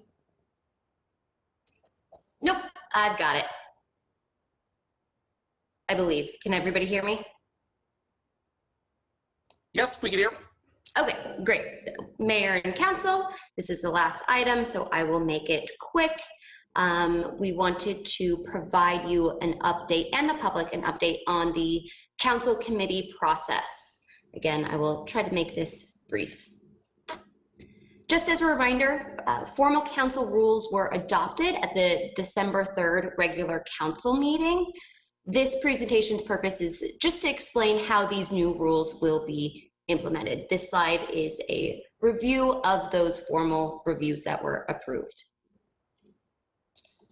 And as a reminder, these are the council committee assignments, and the themes were based off of the results of the START tool. Now to get to some of the new information. Meetings will operate in a similar fashion to council meetings. Mayor and council staff will help host virtual WebEx meetings. Members of the public will have to register and log in or dial in for the meetings, which will then be recorded and available on the website afterwards to access at any time. Since 2 council members make up the committees, each co-chair will take turns acting as the chair of the meeting. And as council has discussed in recent conversations, we want to use the council committees as an avenue to have increased engagement with some of the Tempe boards and commissions. A best practice could be to ensure that a representative from a board of commission are at each of the meetings. Staff plans to work with board and commission liaisons to identify a representative so that there is participation, and that helps council have the awareness of the board and commission priorities and vice versa. I want to quickly review what the agenda for the meetings will look like. I hope everyone got the opportunity to review the draft agenda that was posted in the attachments. Again, similarly to council meetings, agendas will look and operate in the same fashion. Staff suggests agendas be set and published a week prior to the meeting date, again, following the best practices from the city clerk's office for council meetings. This really does ensure that the public has adequate opportunity to review the agenda and plan to attend if desired. The next section of the agenda is public comments. We will be using the same online public comment card system as we do for council meetings, and the chair will have the option to take the comments at the time or in line with the identified agenda item of interest. There will be a direct link to the comment card form on the council committee agenda for convenience. Co-chairs will automatically be sent submitted public comment cards for their committees, again, similarly to how it currently operates for council meetings. The meat of the agenda will be in the committee session items. This area of the agenda will include 2 subsections, current items and updates, and new items for consideration. In the current items and updates section, the agenda will reflect the ongoing efforts the committee is working on. All the items in the committee is working on will be listed in this section, even if it's not receiving a presentation or an update at that meeting. I also want to be clear that co-chairs can receive a presentation and it doesn't have to relate exactly to the work plan. For instance, if the city's equal pay program is not identified on the work plan, that doesn't prevent a council committee from having a presentation and discussing this topic. It's only items they bring to council for direction that they need to show a correlation to their work plan. I'll go over more about the work plan on the next slide. The second subsection is new items for consideration. This will be useful in preparing for the meeting's agendas, for the upcoming agendas. Getting staff and external partners geared up for presentations that the council members, co-chairs want to view, that's where this will take place. Similar to when a council member wanted to introduce a new topic for a working group process, if a co-chair wants to place an item on this section, it should come with some general background information and some context of why they want to explore this further. The agenda also has an announcement section and next meeting date section. The next meeting date section, which obviously is meant to ensure everyone is aware of the upcoming meeting. It would also be staff's suggestion that this is the area that co-chairs decide on the next meeting's agenda. Again, kind of finalizing and formalizing what will come in the next meeting. Given that these are taking place monthly and we want a week in advance to post the agenda, it would be best to use this time, dedicated time, to set what the agenda looks like.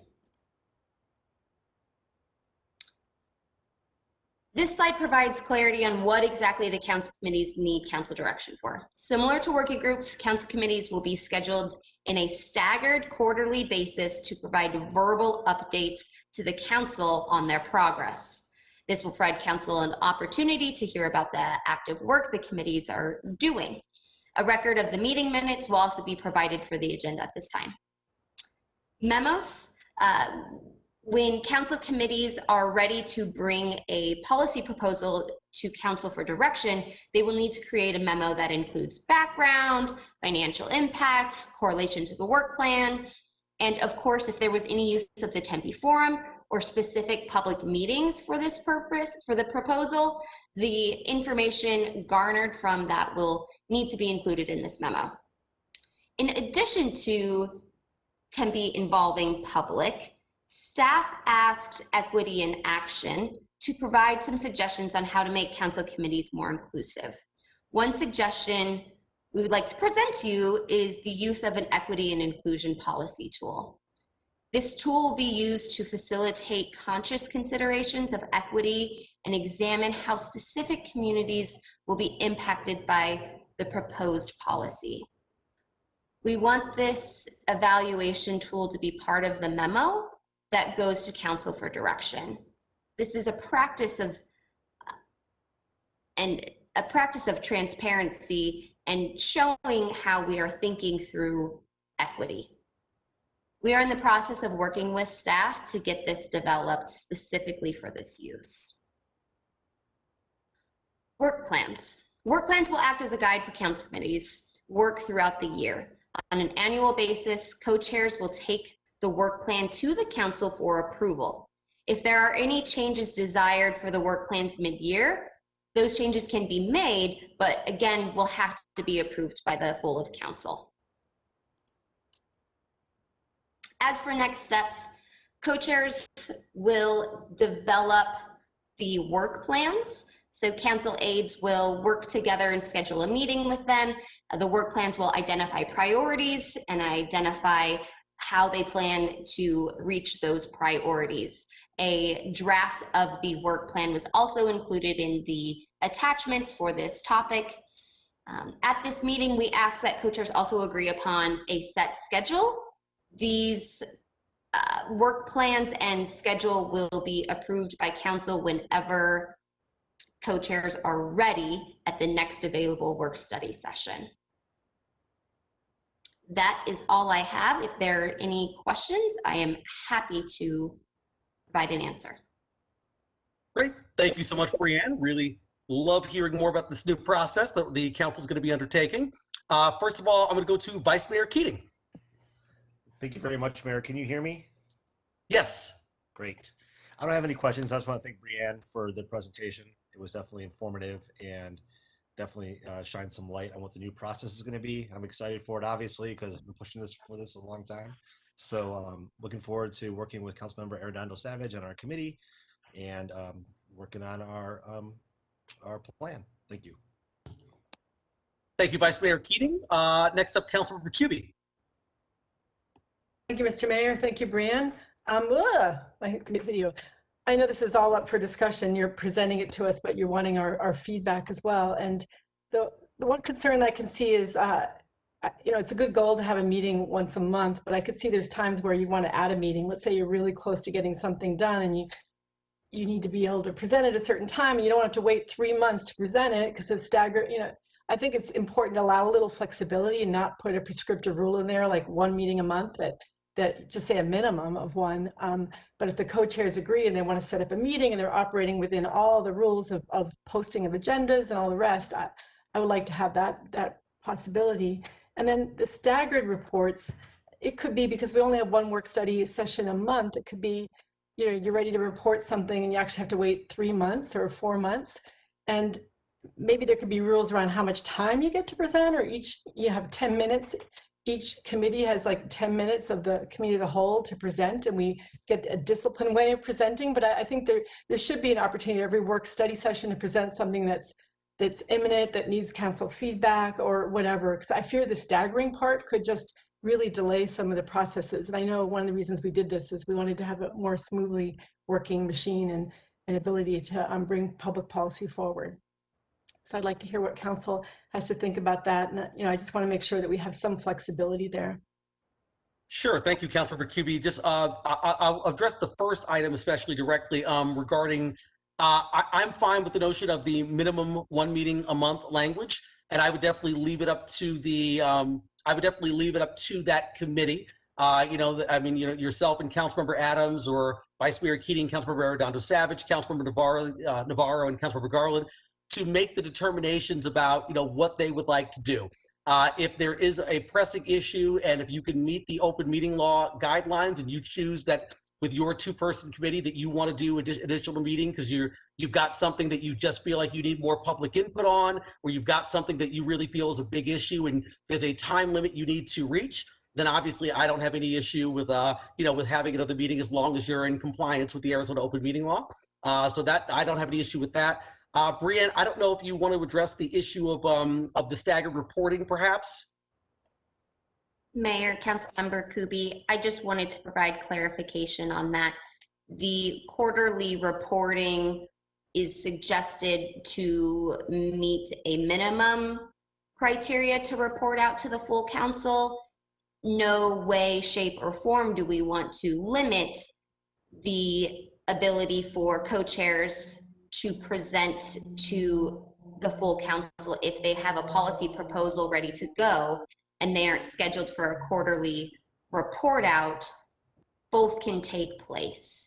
We understand that timing can sometimes be an issue, and if you have a policy proposal ready to go but it's not technically designated your quarterly time to report out, both can take place. Thank you. Just really quickly, I want to go to Vice Mayor Keating. I saw his hand up. Thank you, Mayor. Actually, yourself and Brianne addressed what my comments were going to be. Appreciate it. Thank you. Councilmember Arredondo Savage. Mayor, I just want to say thank you to Brianne. I really do appreciate your work on this. I know we're not an easy bunch to try to satisfy, so I think this is a really great start. Doesn't mean that it can't evolve. I like the idea of really focusing and trying to stay true to the process if we can, and then do an evaluation in 6 months, 9 months, and just ensure that, you know, we are still on the right path and getting the results that we intended to get from the very beginning. So hopefully there's going to be an inset type of evaluation process down the road. I would certainly support that. And again, I just want to say thank you to you for really taking this on, even though you probably were voluntold to do it. We are grateful. I am grateful for your work and your thoroughness to bring us this process. So thank you for that. Thank you, Mayor. Thank you, Councilmember Arredondo Savage. I'm going to go to Councilmember Garland. Hi, thank you, Mayor. Just say thank you to Vice Mayor Keating for kind of championing this and moving this along, and Brianne, all the work that you put into this and keeping us updated the past few months on what we're doing and how we're going to do it. I really appreciate that a lot. I do like what Councilmember Arredondo Savage said about having some type of evaluation as we go, you know, just to make sure that we are on the right path and this is what we want. And I really appreciated the idea that Councilmember Kubi had mentioned about the minimum of meetings instead of having something specifically said. I understand that, and I thank you for Brianne addressing that. And I am just looking forward to getting started. I'm excited. I'm looking forward to working with Joel. So thank you, everybody. Thank you, Councilmember Garland. Councilmember Adams. Thank you, Mr. Mayor. Thanks, Brianne. Great presentation. I know this has not been an easy process for you, so I really appreciate your work and your hard work on this. And I'm really looking forward to getting started on our committees. And I'm supportive of having a minimum of 1 meeting a month. And if I sure would be fine with having more. I know that we want to get a lot done, Councilmember Kuby, and so I just am looking forward to it. So let's get started. Awesome. Thank you, Councilmember Adams. Councilmember Kuby. Yes, I just had one more question. It's about the commission. So do they have to get approval and have it be agendized for them to decide on which person from the commission will be going to certain committees? Because that could take a bit of time. I was wondering whether, or is that going to be a more informal process? Because if it's going to be more formal, we might want to get started on figuring out which each committee decide which commissions they would like to have attendance at, for sure. I mean, everyone's always welcome, but I was curious about how that process is going to get started, because sometimes like agendizing it for the commission meetings can kind of take a while to get set. Mayor, Councilmember Kuby, it was not our intention to have it be as formal as that. I would be in agreement with you. That would probably take longer than what we would want. I would imagine our desire would be to get the chair and co-chair or co-chair. Maybe there is a third identified if those two cannot make it for some reason. That would be the ask going to the staff liaisons. Well, because I know that there are some commissions that have assigned representatives to other commissions. And so I know they have that formal process. So that's fine. I just wanted to know. All right, great. Thank you. Any other council members, comments, or questions for Brianne? Okay, I'll just say really quickly too, Brianne, just echoing everyone else's statements, I get the opportunity to work with you every single day, and I know how much time and effort you've put into organizing this process. I know it's sometimes it's challenging to go from a previous system, which would be working groups, to the committees, but I think you've done an exceptional job in terms of talking to all 7 of us and trying to figure out, what we would all like and what would help for us to not only, take up the things that are important to us, but the things that are most importantly important to our residents. And so I really appreciate this process. I think it's been very thorough. And just like Councilmember Adams said, I'm just looking forward to getting started. So I wanted to say, just thank you again for all of your really excellent work on this. I think it's a great process, and I think it's going to produce some really great outcomes on behalf of Tempe residents. So thank you. Thank you, Mayor and Council. All right, great. Thank you so much. All right, next up we have item 2G, future agenda items. Council members may request that an agenda item be added to a future issue review session. In accordance with the open meeting law, there should be no discussion on the item other than to clarify the request. Does anyone have any future agenda items they'd like to add at this time?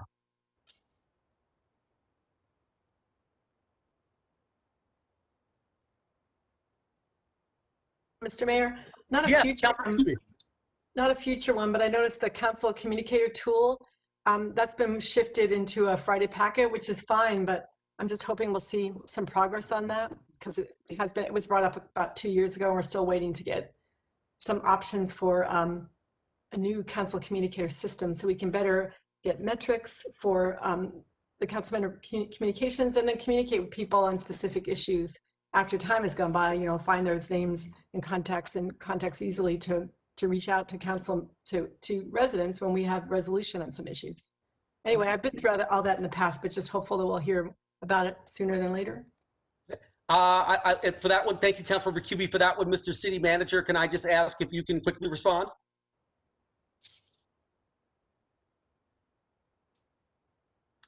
Andrew, you are still on mute. There you go. You're on. Fool myself twice. Shame on me, I guess. Right. So, yeah. Understood. We will have all that information when it comes back with the Friday packet next week. Just got a message from Mark Wittenberg. He says next week. He pinky swears. That's amazing. That's great. Thank you. In a virtual sense. Yeah. Thank you. Yeah. Rapid response. Thank you. I'll say virtual pinky swearing. We want to model good behavior here. So thank you, Mr. City Manager. All right. Any other future agenda items? All right. Hearing none, I'm just going to go ahead and keep rolling through since I think we're almost done here. The next item on the agenda is the call to the audience for Committee of the Whole. Items listed under sections 4A and 4B. However, there are no items under these sections this evening. So the next section, therefore, is items in progress. So first of all, item number 3, call to the audience. The City Council welcomes public comment at this time listed for items under sections 4A and 4B, committee of the whole items on this work study session agenda. There is a 3-minute time limit per speaker.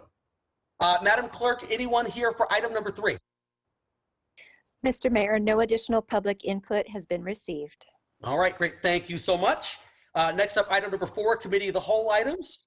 First of all, item 4A, items ready for City Council direction or status update, we have none. Next up, 4B, new items for City Council consideration, we also have none. Also wanted to make a quick note that items 4C2, 4C4, and 4C6 are listed under items in progress, are being closed. Please note that work's going to continue as the working group process, as we just talked about, is going to be transitioning to the new council committee structure, and the remaining working groups are all going to close out in February. So do we have under items 4C, items in progress, are there any updates that council members would like to provide on any of the items 4C 1 through 6? Mr. Mayor? Yes, Councilmember Adams. Yes, thank you very much. I just wanted to say that we're going to continue to work on the annexation of the county island, and I think it's going well. So that will be under the subcommittee that Lauren and I will be working on. And so we'll continue to work on that effort under that committee. So thank you. Great. Thank you, Councilmember Adams. Anyone else, any items here that they want to provide a status update on? Items 4C 1 through 6. Mr. Mayor? Yes, Councilmember Cubie.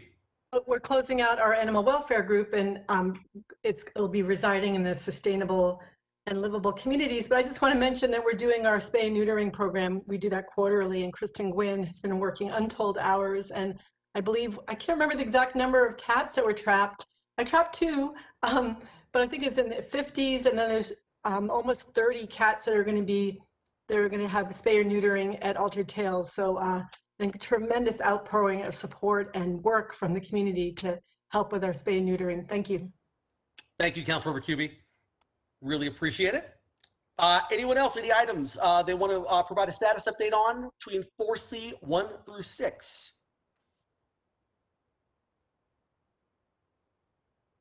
All right, hearing none, I'm going to go ahead and close that section out. Next up is item number 5 here, mayor's announcements. I don't have any. City manager's announcements. Mr. City Manager, any announcements? Thank you, Mr. Mayor. Just very briefly, today we resumed Tempe Accelerates virtually. This is part of the Strategic Management and Diversity Initiative to identify performance measures that we're interested in showing the public the progress we're making towards achieving those measures. Today we talked about right-of-way landscaping and the tree canopy. That video will be available for streaming online and also on Tempe 11. Just want to thank the staff for putting that together today. It was a great 1-hour session. We had over 100 members of the public who streamed it live and asked a lot of great questions. Megan Hutchison and Aaron Peterson from Strategic Management and Diversity and the whole team there did an excellent job. So just wanted to give them a quick shout out and thank them very much. Excellent. Thank you, Mr. City Manager. All right, that being said, that ends item number 5. Item 6 is the next meeting date, which is going to take place on February 18th, 2021.